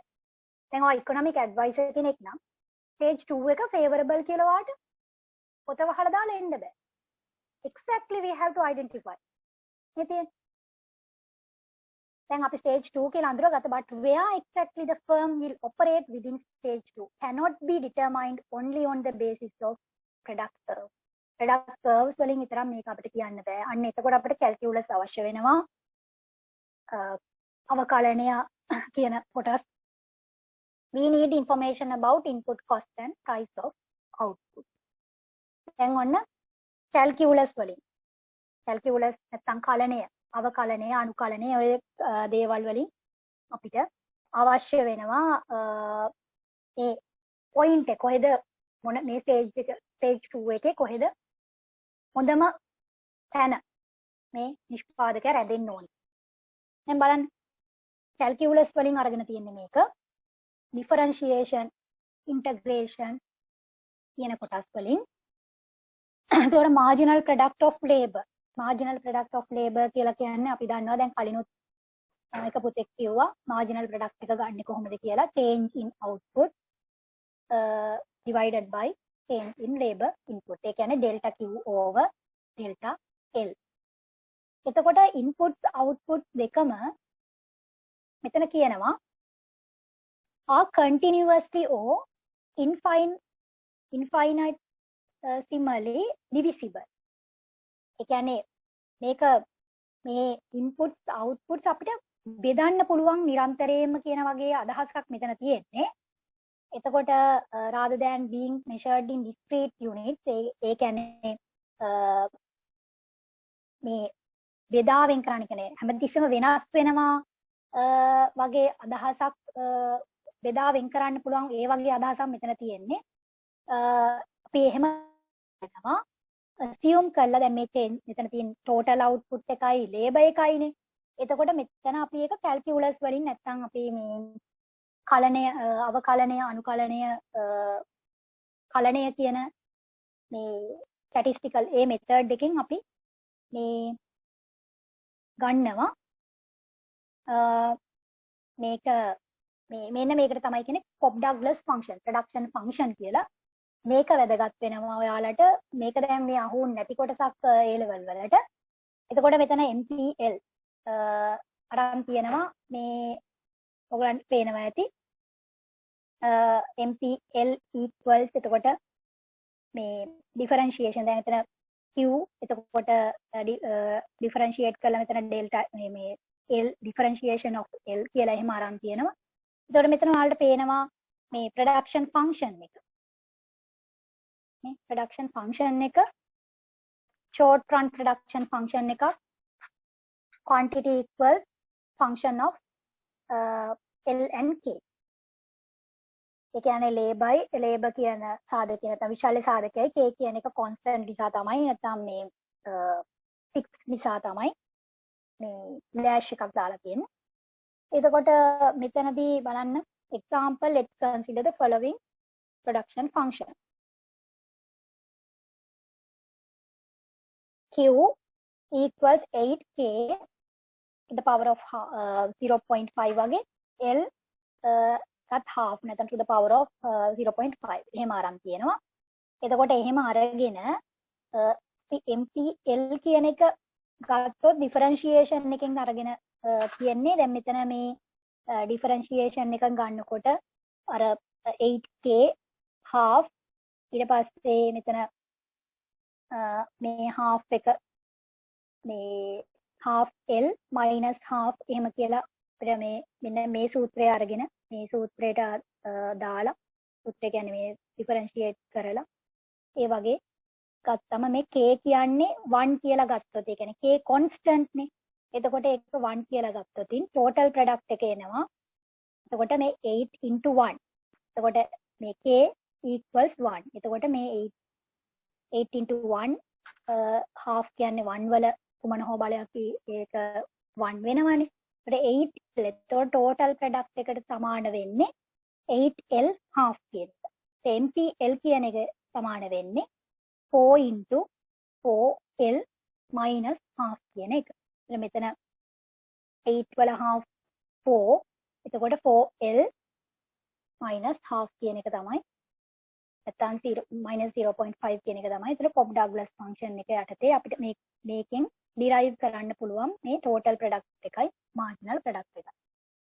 ඒක මොනවා හරි ගැටලුවක් තියෙනවද? ඒක කොයි විදිහටද ගත්තේ කියලා k equal කළාම 1 වලට total product එක මේ ෆන්ක්ෂන් එකක් විදිහට නැත්නම් මේ ගණිතමය විදිහට අරගත්ත කොහොමද කියන එක ගැටලුවක් තියෙනවද? excuse me miss. ඔව් කියන්න. මේක පොඩ්ඩක් කියලා දෙන්න පුළුවන්ද මිස්? මේ මම දැන් දැක්කේ stage 1 එක කියලා තියෙන මුල් point එක. හරි. හරි මම ඒතන චුට්ටක් කලින් එන්නම්. ඒ කියන්නේ මේක කළා වුණාට පස්සේ එන්නම්. stage 1 2 මේකේදී හරි white board එකේ කියලා දෙන්න.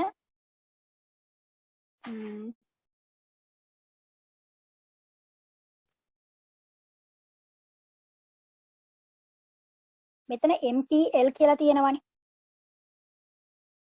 මාර්ජිනල් ඕගොල්ලෝ මේ එක බලා ගන්නවනේ මේ අද ඕගොල්ලෝ ගාව තියෙනවනේ ස්ලයිඩ් සෙට් එක. එතන MPL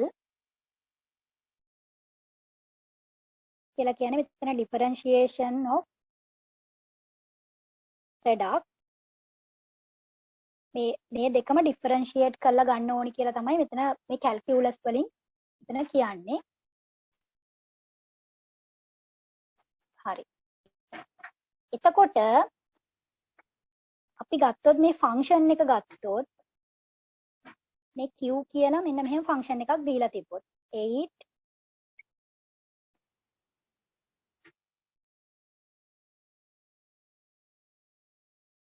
k half එහෙම නේද දීලා තියෙන්නේ.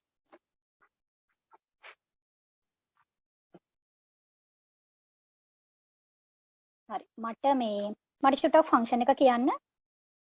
q equals 8k half එහෙම නේද තියෙන්නේ? ඔව් miss L half. L half. එතකොට ඊට පස්සේ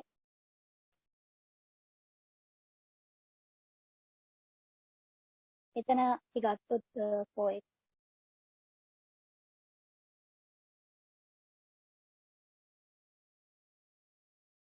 හරි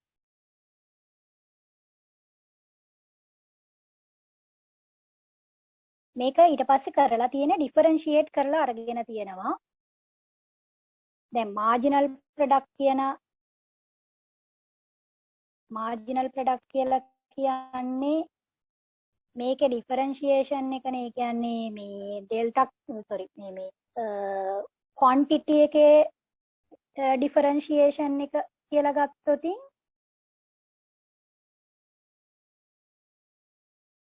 එතකොට ඒ කියන්නේ මෙන්න මේ total product එකේ differentiation නැත්නම් මෙතන sorry මේක P නෙමෙයි මේ Q නේ. මේක Q.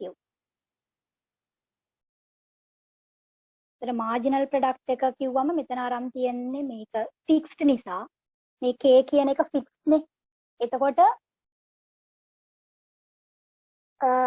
නැත්නම් මේ fixed input එක නැත්නම් මේ capital එක.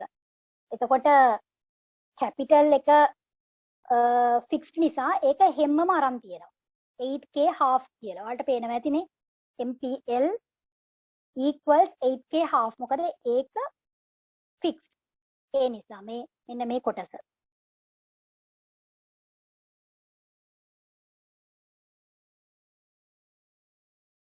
හරිද? ඊළඟට මේ L කියන එක විතරයි short run වලදී වෙනස් වෙන්නේ. නැත්නම් labor කියන එක. එතකොට ඒක differentiate කරලා ගන්නකොට අර මෙතන මේ තියෙන half එක ඉස්සරහට ඇවිල්ලා differentiate කරලා differentiation එක දිනනකොට මේ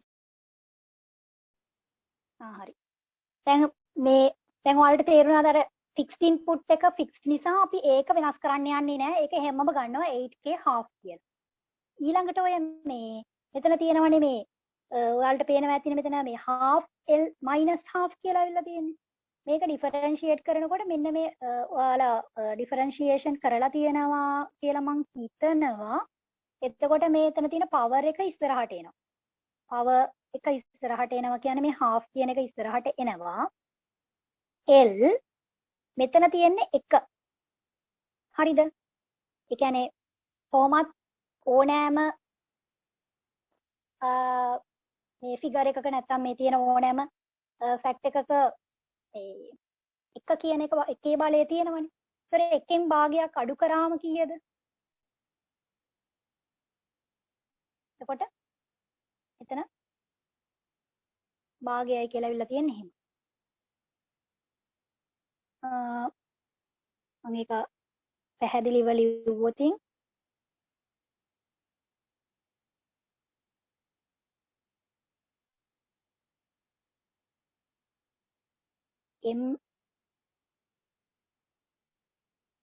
MPL සමානයි fixed input එක ඒ විදිහටම ලියනවා.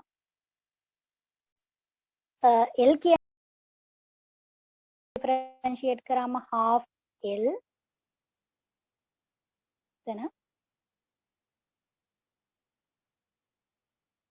මෙතන minus half කියලා ඇවිල්ලා තියෙන්නේ. minus half තමයිනේ. ඔව්. minus half තමයි මොකද මේක excuse me miss. ඔව්. මෙතන minus miss මෙතන මේ L half එකෙන් නේද miss එකක් අඩු වෙන්න ඕනේ. ඔව්. ඒකයි minus half වෙන්නේ. හරි miss. ඒකයි මම අර මොකද අර මම ඒක අර half එක දැක්කම L කියන එක to the power of 1 නම් ඔව් partial differentiation. ඔව්. එතකොට එන්නේ මේ දැන් ඔය half කියන එක L half කියන එක තිබුණානේ. එතකොට L half කියන එකෙන් එකක් අඩු වුණාම minus half. එහෙම තමයි මේක ඇවිල්ලා තියෙන්නේ.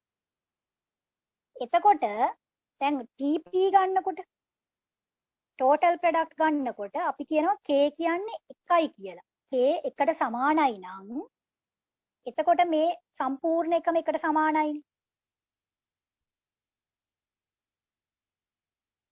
එහෙමනේ අරන් තියෙන්නේ. ඒ කියන්නේ මේ K කියන එක 1ට සමානයි කියලානේ අරන් තියෙන්නේ. K equals 1 කියලානේ අරන් තියෙන්නේ.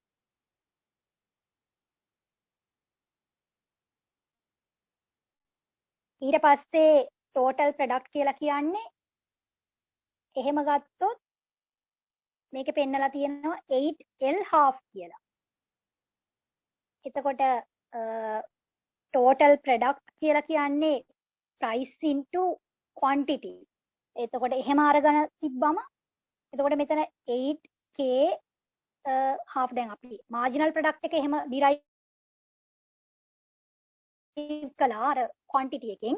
එතකොට total product එක ගත්තොත් මේ Cobb Douglas function 8 මෙතන ඊට පස්සේ L ඊට පස්සේ L වල මෙතන තියෙනවනේ half කියලා. ඔව් L වල L half කියන එක marginal product එක. ඒ කියන්නේ K equals 1 කියලා ගත්තොතින් දැන් අපි මේ derive කරපු එක තියෙනවානේ. MPL කියලා derive කරපු එක තියෙනවානේ.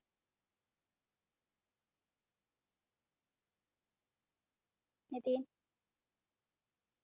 මේක ආශ්‍රයෙන් අපිට marginal product එක ගන්න පුළුවන් වෙන්නේ මේක එකක් නම් K කියන්නේ එක නම්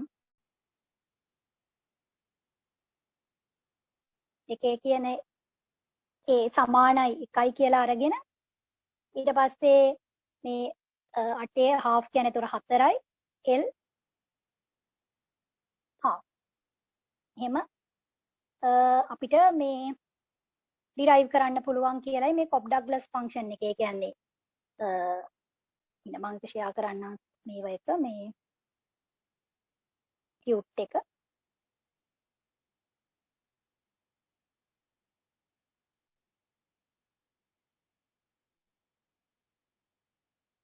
ඔය differentiation calculus එකේ calculus වලින් අරන් තියෙන්නේ. ඒ විදියට. ඉතින්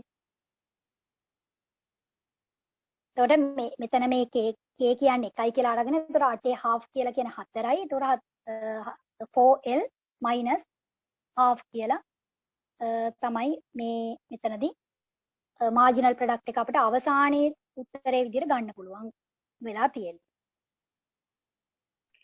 එතකොට මිස් මේ total production එකේ second derivative එකද marginal production කියන්නේ? total product එකේ second derivative එක. ඔව්. ඒ කියන්නේ ඒකනොත් එහෙම ගන්න. ඔව්. මොකද marginal product කියන්නේ delta TP over delta Q නේ. ඒ කියන්නේ differentiate කළා. තව දුරටත් differentiate කරලා ගත්තම තමයි 4L minus half කියන එක එන්නේ.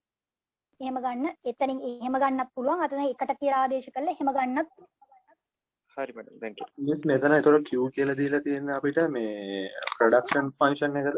function එක. production function. ඔව් product මේ කියන්නේ total production එකම මේ අර මේ කියන්නේ ස්ථාවර සාධකයි ඔව්. Q කියන එක හැදෙන්නේ අර production function එක කියන්නේ මෙන්න මේ තියෙන්නේ. මෙතන මෙන්න මේ ඒ කියන්නේ Q සමාන වෙනවා ස්ථාවර නැත්නම් fixed input එකයි variable input එකයි දෙකේම එකතුවටනේ Q සමාන වෙන. අන්න ඒක තමයි මෙතන දීලා තියෙන්නේ. ඒකෙන් තමයි total product එකයි marginal product එකයි වලට derive කරන්න තියෙන්නේ. ඒකට Cobb Douglas production function කියලා අපිට කියන්න මේ තමයි ඒක අපි හඳුන්වන්නේ. Cobb Douglas ඒ production function එකෙන් තමයි අපි එතකොට මේ derivation එක කරන්නේ. නැත්නම් derive කරන්නේ.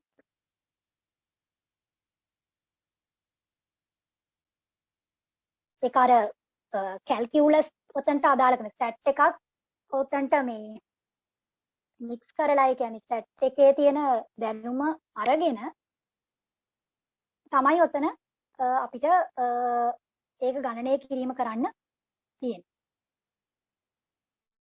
ඒක එතකොට මිස් අපේ first derivation එකද MP? ඒක second දැන් total product එකේ second total product එක තව දුරටත් derivate කළාම ඒ කියන්නේ මේ differentiate කළාම second derivative එක විදිහට තමයි total product එක අපිට ගන්න පුළුවන්. එතකොට මිස් මේ දැන් මෙතන Q අර 8 ඒ තියෙන function එක first derivative එකකින් මේ MPL එක එන්නේ.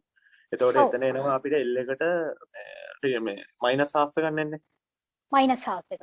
ඔව් එතකොට මෙතන ආය මේ දැන් ඒකද මේ ආය derivate කරාම TP එන්නේ. ඒක අර K කියන එක 1 කියලා අරගෙනනේ තියෙන්නේ. ඒ කියන්නේ දැන් ඔය පොදුවේ මේක differentiate කරලා ඔය Q කියන function එක differentiate කරලා තමයි MPL equals 8K half කියලා අරන් තියෙන්නේ. ඔව්. මෙයා ඊට පස්සේ if k equals 1 k එක 1 වලට සමාන වුණොතින් තමයි අර total product එකයි marginal product එකයි ඊට පස්සේ අරගෙන තියෙන්නේ. පැහැදිලිද ඒක? ඔව් K1 වලට මේ සමාන කරනවා ඊට පස්සේ. ඊට පස්සේ තමයි මේ ඒකේ ඩෙරිවේෂන් දෙයක් යන්නේ නේද? ඔව්. ඒක ඩෙරිවේට් කියන්නේ ඒක ඩිෆරෙන්ෂিয়েට් කරලා තියෙන ඊට පස්සේ අර පදනම මත ඉඳලා k සමානයි එකට කියලා. k වලට අගයක් ආදේශ කරලා. ඔව් නෑ මම බැලුවේ දැන් මෙතන අර MPL ඇවිල්ලා තියෙන එකපාර ෆස්ට් ඩෙරිවේෂන් එක. සෝරි. ඔව්. ඒක තමයි. ඒ MPL එක අරන් තියෙන්නේ k තියෙනවා කියන්නේ k මොකකටවත් සමාන කරන්නේ නැතුව ඒක නිකම්ම ඩෙරිවේට් මේවා කරලා තියෙන ඩිෆරෙන්ෂিয়েට් කරලා තියෙන්නේ. ඊට පස්සේ තමයි k equals 1 කියලා ඇවිල්ලා total product and marginal product කියලා අරන්. හරිද ඒක? හරි. thank you. හරි. එතකොට මේ මට කලින් ප්‍රශ්නයක් ආවා ස්ටේජ් 1 එක කියලා තියෙන මුල් පොයින්ට් ටික පැහැදිලි කරන්න. තව ස්ටේජ් 2 එකේ මුල්ම පොයින්ට් එක ඕනි කියලා. හරි. මම චුට්ටක් where should rational firm produce කියන එක නේද? ඒක ස්ටේජ් 1 එකේ MP is above AP. ඒ කියන්නේ marginal product එක average product එකට වඩා වැඩි. ඒ කියන්නේ that implies an increase in input increases output in greater proportion කියලා කියන්නේ. ස්ටේජ් 1 එකේ ඒ කියන්නේ marginal product එකයි දැන් මම ටිකක් ගියොත් ඉතින් මේ marginal product එකයි average product එකයි තවත් වර්ධනය වෙන්න ඕනි. එතෙන්දි marginal product එක තියෙන උඩින් average product එකට වඩා. දැන් ඔයාලට පේනවා ඇති මේ average product එක අඩුයි marginal product මෙතන marginal product එකට වඩා. ඒ කියන්නේ තව දුරටත් මේ ෆර්ම් එකට වර්ධනය වෙන්න පුළුවන් ස්ටේජ් 1 එක ඇතුලේ. ඒකයි මෙතන කියන්නේ මේ මෙන්න මේ MP is above AP implies an increase in input increases output in greater proportion. ඔයා inputs වැඩි කළොතින් ඔයාගේ production resources වැඩි කළොතින් ඊට වඩා වැඩි වේගයකින් ඔයාට output එක වැඩි කරගන්න පුළුවන් කියන තත්වයක් නිරූපණය කරනවා ස්ටේජ් 1 එකේ. The firm is not making best possible use. ඒ කියන්නේ තවමත් සම්පූර්ණයෙන්ම fixed inputs වල ඒ කියන්නේ fixed factors වලින් උපරිම ප්‍රයෝජන අරන් නැහැ firm එක. Stage 1 එකේදී. So the firm has an incentive to increase input until it crosses over stage 1 කියලා කියන්නේ.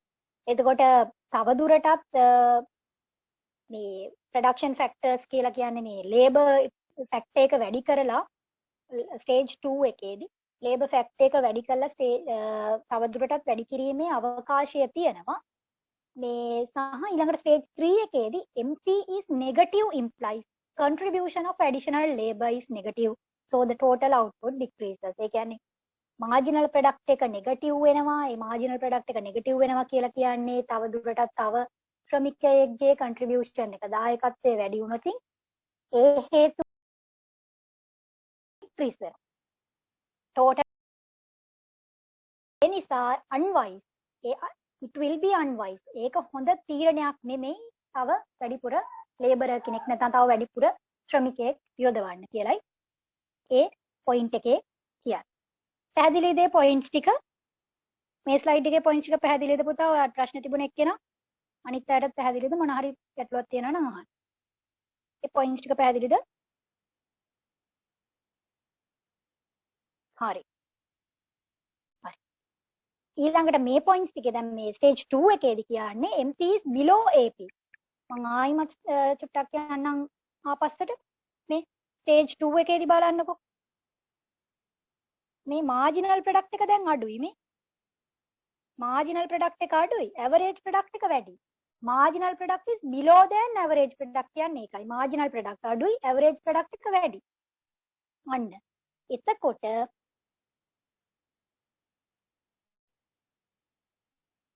අපි බලමු මේ increase in input increases output in lesser proportion. ඒ කියන්නේ input එක ඔයා වැඩි කළත් output එක වැඩි වෙන්නේ අඩු වේගයකින්. ඒ නිසා තමයි marginal product එක හැමතිස්සෙම අඩුවෙන් තියෙන්නේ average product එකට වඩා. මොකද input එක වැඩි කළාට input එක වැඩි වෙන වේගයෙන්ම ඒ වේගයෙන්ම output එක වැඩි වෙන්නේ නැහැ. output එක හරි මන්දගාමීව වැඩි වෙනවා. ඒ නිසා ස්ටේජ් 2 එකේදී අර එහෙම මන්දගාමීව වැඩි වුණත් කියන්නේ මන්දගාමීව හරි වැඩි වෙනවනේ. total product එක අඩු වෙන්නේ නැහනේ. ඒ නිසා තමයි කියන්නේ rational producer should produce in stage 2 කියලා. But where exactly firm will operate within stage 2 cannot be determined only on the basis of product curve. We need information about input costs and price of output. අපිට තව දුරටත් information අවශ්‍ය වෙනවා මේ stage 2 එකේ best possible point එක කොතනද the location එක කොතනද යා locate වෙන්න ඕනි කියලා producer. ඒකට අපිට input cost price of output ඒ වගේ තොරතුරු අවශ්‍ය වෙනවා කියලා කිව්වා. එතකොට මේ ස්ලයිඩ් එක පැහැදිලිද? ඒ පොයින්ට්ස් ටික හරිද? පැහැදිලිද ඒක? හරි. ඒ වගේ ගැටලු තියෙනවා නම් අහන්න. එතකොට අපි ඊළඟ එක බලමු හිමීට. Production or output elasticity of labor. The elasticity of output with respect to the labor input measures percentage change in output. දැන් අපි elasticity කියන්නේ නම්‍යතාවය. මේක ශ්‍රමයේ නම්‍යතාවය. ශ්‍රමයේ එක percentage එකකින් තමයි මේ the percentage change in output for 1% change in labor input. labor input එක නැත්නම් ශ්‍රමිකයන් ප්‍රමාණය එක percentage කියන්නේ 1% වලින් වැඩි වුණාම ඊට සමගාමීව output එක කොච්චර percentage එකකින් වැඩි වෙනවාද කියන එක තමයි මේ නම්‍යතාවය elasticity of labor එකකින් කරන්නේ. එතකොට හැබැයි capital එක constant. නැත්නම් ප්‍රාග්ධනය අපි කියනවා මේ ස්ථාවරයි කියලා. එතකොට මෙතන දැන් elasticity of labor අපිට ගන්න පුළුවන් මෙන්න මේ විදියට differentiate කළා. මේ differentiation of QL ඊට පස්සේ මේ ඔයාලට පේනවා ඇති නම්‍යතාවය නැත්නම් EL equals MPL into L over Q. MPL into L over Q. ඒ කියන්නේ MPL කියන එක illustrate කරලා තියෙනවා differentiation of Q divided by differentiation of L කියන එක. එතකොට මේ තමයි නම්‍යතාවය අර EL කියලා අරන් තියෙන්නේ. දැන් ඕක අපි එතකොට ඒ කියන්නේ මේක නිකම් මේ විදියට අරගෙන තියෙනවා. ඒ කියන්නේ එතනින් එහාට ලොකු දෙයක් අහන්නේ නැහැ. මං හිතන විදියට ඒ කියන්නේ ගණන් හදන්න වගේ. මොකද මෙතන ඉස්සර නවත්තලා තියෙනවා. elasticity of output කියලා වැඩි දුර කරුණක් වගේ අරන් තියෙනවා. මෙතන පොඩ්ඩක් මේ calculus part එක ආයිමත් පොඩ්ඩක් ඒක ඔයාලා ආයිමත් recording එක බලලා එහෙම බලාගන්න. මොකද එතන ටුට්ටක් තියෙනවා. මොකද Cobb Douglas function එක ඊළඟට එනවා. ඊළඟට තියෙනවා ටිකක් ඉස්සරහට යද්දී මේ මෙතන elasticity output elasticity of labor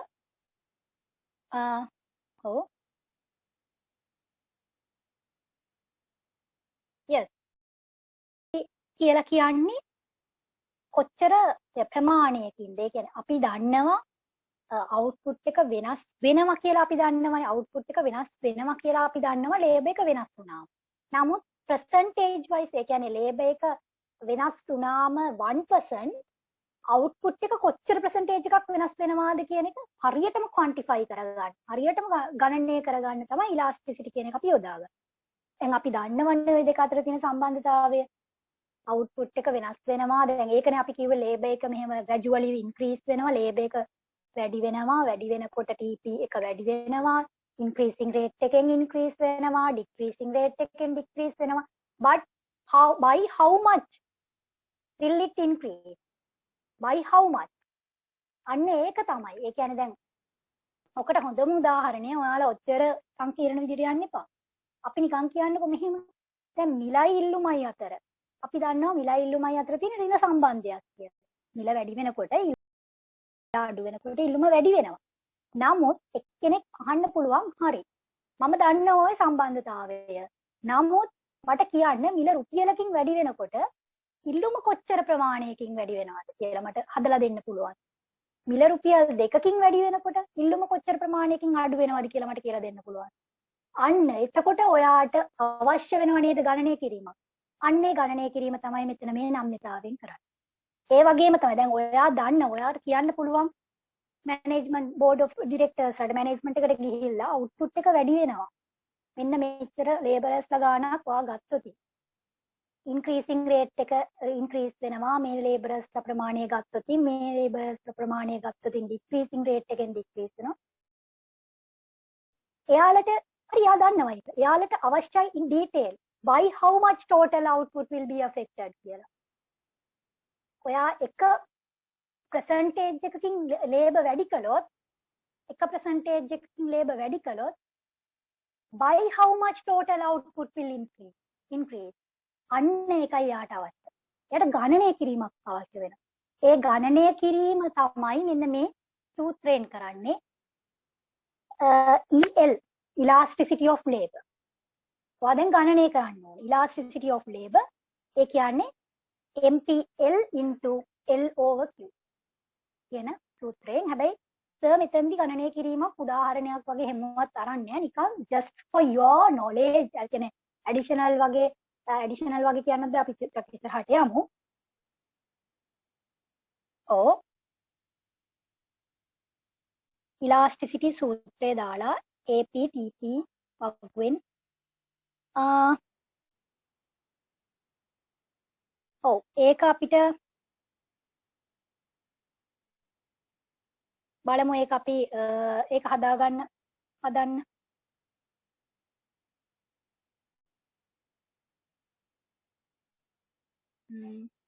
ඔව් තව ප්‍රශ්නයක් තියෙනවා. කොබ් ඩග්ලස් ඒ කොබ් ඩග්ලස් ෆන්ක්ෂන් එක ගොඩක් විට භාවිතා කරන්නේ අර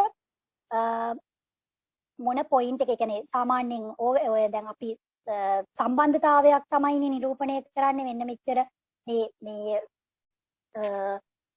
ලේබරර්ස් මෙච්චර ප්‍රමාණයක් අවශ්‍යයි මේ ටෝටල් කියන්නේ මේ ටෝටල් ප්‍රොඩක්ට් එක ඩික්‍රීස් වෙන පොයින්ට් එක මෙච්චරයි. කියන්නේ තියරි එකක් දල වශයෙන් ගොඩනගනවා. ඒක අර හරියටම ගණනය කිරීම මගින් ටෝටල් ප්‍රොඩක්ට් එක මෙන්න මෙච්චරයි ටෝටල් ප්‍රොඩක්ට් එක සහ මාර්ජිනල් ප්‍රොඩක්ට් එක මේ විදියයි කියලා. කියන්නේ ඒක අපි තව ඉස්සරහට කොබ් ඩග්ලස් ප්‍රොඩක්ෂන් ෆන්ක්ෂන් එක අපි තව ටිකක් කතා කරමු. ඒක ප්‍රැක්ටිකලි යූස් කරන්න අර මේ කියන්නේ අපිට ප්‍රොඩක්ෂන් ෆන්ක්ෂන් එකක් දුන්නාම මෙන්න මෙච්චර ප්‍රමාණයක් කැපිටල් එක තියෙනවා, මෙන්න මෙච්චර ප්‍රමාණයක් ලේබර් එක තියෙනවා. එතකොට ටෝටල් ප්‍රොඩක්ට් එක කොහොමද අපි ඩිරයිව් කරන්නේ? ටෝටල් ප්‍රොඩක්ට් එක අපිට ප්‍රෙඩික්ට් කරන්න හරියම ගණනය කරන්න පුළුවන්. ඒතර මාර්ජිනල් ප්‍රොඩක්ට් එක කොච්චරද? අන්න ඒ වගේ කරුණු කාරණා වලට තමයි මේ ප්‍රොඩක්ෂන් ෆන්ක්ෂන් මේ කැල්කියුලේෂන් අවශ්‍ය වෙන්නේ. මම දැනට කොබ් ඩග්ලස් ෆන්ක්ෂන් එක ප්‍රොඩක්ෂන් ෆන්ක්ෂන් එක ගැන දැන් මේ දල වශයෙන් අපි මේ කතා කරපු එක කියන්නවා. මොකද ඊට පස්සේ අපි ටිකක් ඉස්සරහදී ඒක ගැන විස්තරාත්මකව කතා කරනවා. අපි භාවිතය ගැන එතකොට ඒක දැනුවත් වෙයි.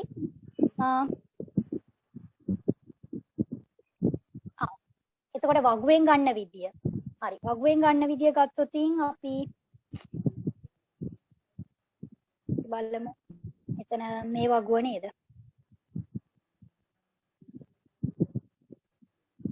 මෙන්න මේ වගුවෙන්නේ අරන් තියෙනතොර මාර්ජිනල් ප්‍රොඩක්ට් එක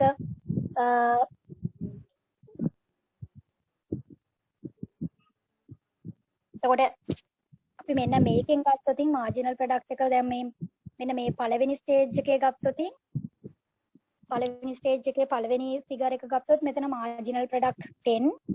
එතකොට 10 into labor over Q කියලා කියන්නේ labor over quantity කියලා කියන්නේ marginal product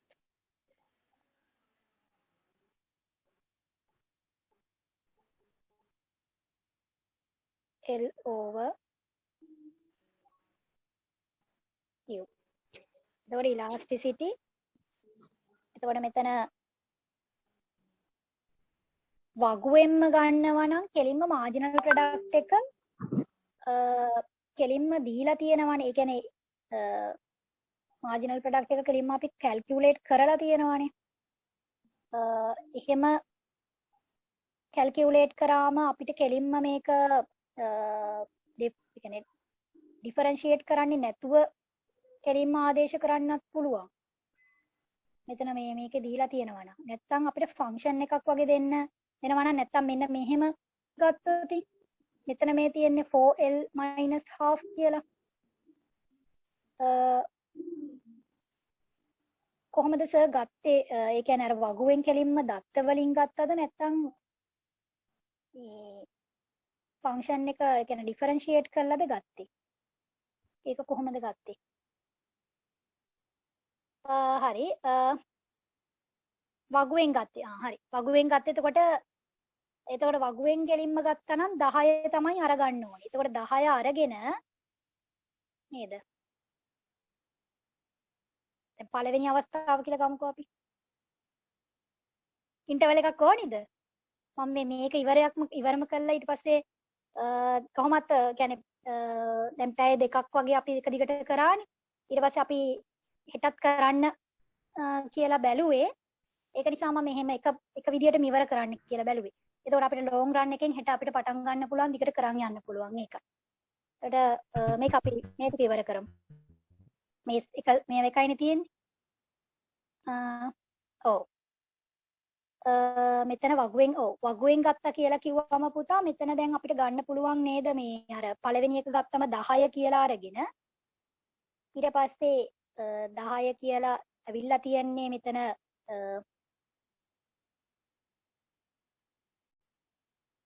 මම වගුව හරි labor 1 over Q කියන එක තමයි මේ total product.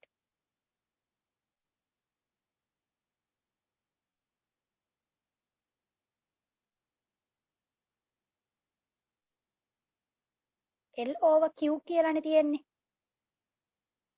L කියන එක නම් ගන්න පුළුවන් එතකොට 1 කියලා.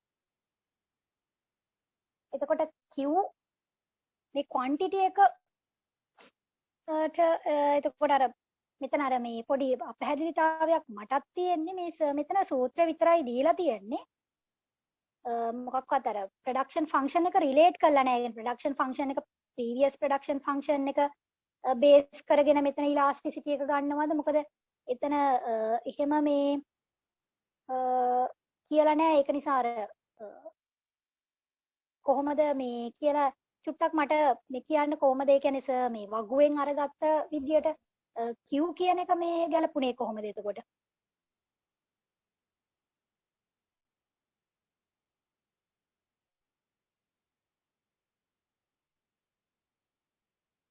ඔව් වගුවෙන් ගත්ත කියන එක වගුවෙන් අපිට ගන්න පුළුවන් අර MPL කියන එක වගුවෙන් ගන්න පුළුවන්. ඒකේ තියෙනවා මෙහෙම දෙයක් තියෙනවා හැබැයි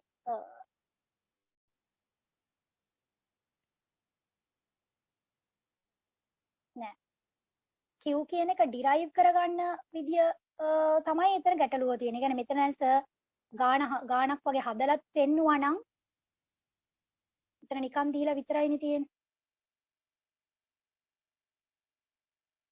ඒ කියන්නේ එක්සැම්පල් එකක් විදියට කලින් එකත් එක්ක රිලේට් කළා. ඒ කියන්නේ ඔය Q කියන ප්‍රොඩක්ෂන් ෆන්ක්ෂන් එක අරගත්තද කියලා තමයි මට මේ දැනගන්න ඕනේ. ඒක කොහොමද කරේ කියලා මතකයිද? දැන් මෙතන ඉලාස්ටිසිටි කියන එක තියෙන්නේ MPL into L over Q කියලානේ. එතකොට සර් මේ මාර්ජිනල් ප්‍රොඩක්ට් එක වගුවෙන් ගත්තා නම් එතකොට Q කියන එක අරගත්තේ කොහොමද කියලා මතකද? quantity එක ගත්තේ අර සර් දීලා තියෙන මේ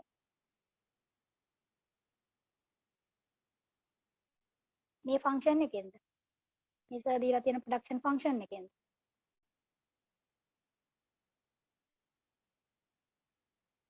මතකයිද කාට හරි ඒක? ඔව් L 50යි 55යි TP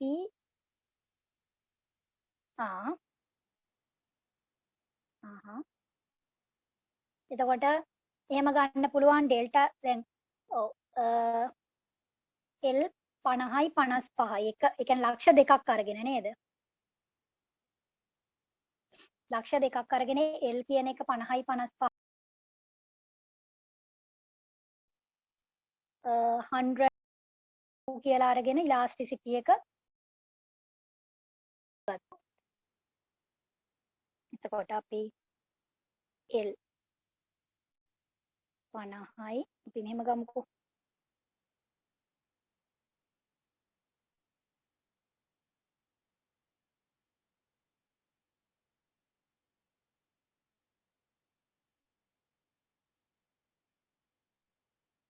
එතකොට EL කියලා කියන්නේ මෙතන marginal product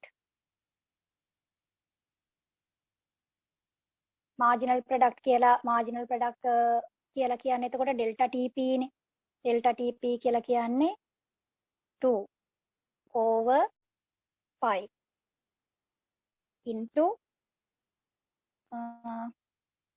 එතන L කියලා කියන්නේ 50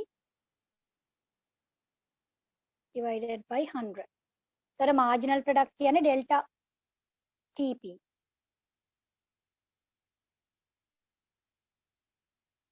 over delta L. එතකොට එහෙම අරගෙන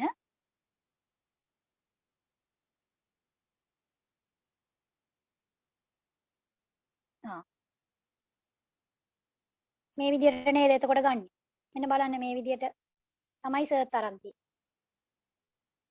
ඒ කියන්නේ මේ විදිහට ලියාගත්තම ඒ කියන්නේ දත්ත දෙකක් අරගෙන L 50 විදිහට අරන් total product 100 කියලා අරගෙන L 55 කියලා අරගෙන total product 102. ඉන්න බලන්න ඒක වගුවෙන් ගත්ත හැටි දැන් මෙතන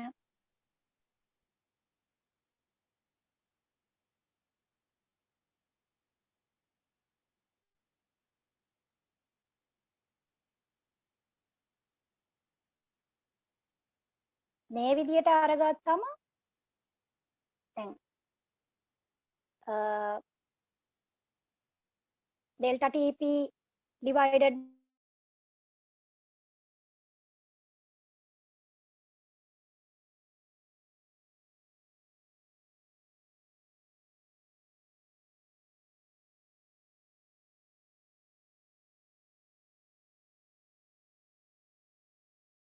come 15 to 50 ohm.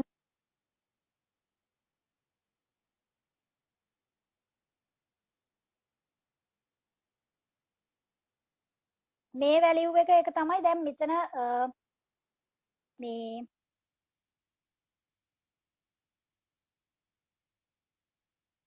මේ දෙක අරගෙන තියෙන උදාහරණයක් විදියට ඒ කියන්නේ දැන් ඔය L50 නම් L50 and 55 respective total product එක 100 and 102 කියලා අරගෙන example එකක් විදියට එහෙම අරන් තියෙන්නේ. මොකද මේ දැන් අපි මේ කලින් තියෙන වගුවත් එක්ක බලද්දී කලින් තියෙන වගුවෙන් නෙමෙයි අරන් තියෙන්නේ. සර් මෙතන වෙනම උදාහරණයක් අරන් තියෙන්නේ. මේ ඔයාලට assume කරලා දැන් මෙතන value ගන්න guess කරලාද කියලා අහලා තියෙනවා. මෙතන දැන් මේ මට එක පුතෙක් මේ ඒවල තිබුණා මේ values දෙකක් මම ඒ දෙක අරගෙන සර් ඒ විදියට තමයි ගත්තේ කියලා කිව්ව නිසා මම ඒ දෙක ගත්තේ.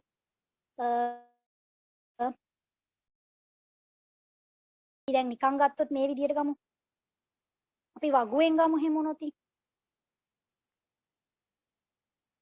දැන් මේ අපිට දීලා තියෙන වගුවෙන් ගමු අපි.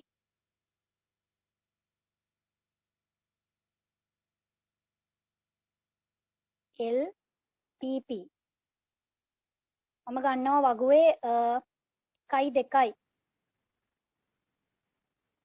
1 2යි ඒ කියන්නේ එකට අදාළ total output එක 10යි total product එක එකට අදාළ 30යි. එතකොට අපි elasticity එක ගත්තොත් delta TP කියලා කියන්නේ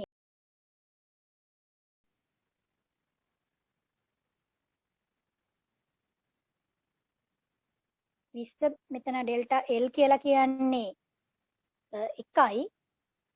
එතකොට මේ කම්බිනේෂන් එකේදී L over Q එක බෙදීම 10යි. ඔන්න ඔය විදිහට අපිට ගන්න පුළුවන්. එතකොට ඉලාස්ටිසිටි එක 2 එහෙම කියලා ගන්න පුළුවන්. ඒ කියන්නේ දැන් මම මේ ගත්තේ වගුවේ තියෙන දත්ත දෙකක් අරගෙන. labor 1 total product 10 කියලා තියෙනවා වගුවේ.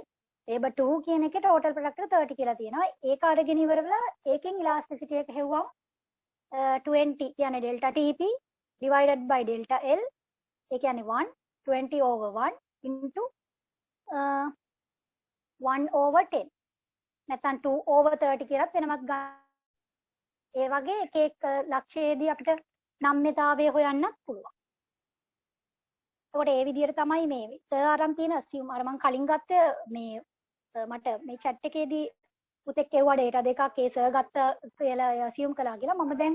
මම ඒකත් අරගෙන පෙන්නලා ඊට පස්සේ මම දැන් මේ ගත්තේ ඕගොල්ලෝ මේ කතා කරපු slide set එකේ තියෙන data set එකේ තියෙන data දෙකක් තමයි මම ගත්තේ. labor 1 and 2 යටතේ තියෙන total product දෙක ගත්තේ. එහෙම අරගෙන අපිට elasticity එක මේ එක එක point එකට elasticity එක count කරන්නත් අපිට calculate කරන්නත් පුළුවන්.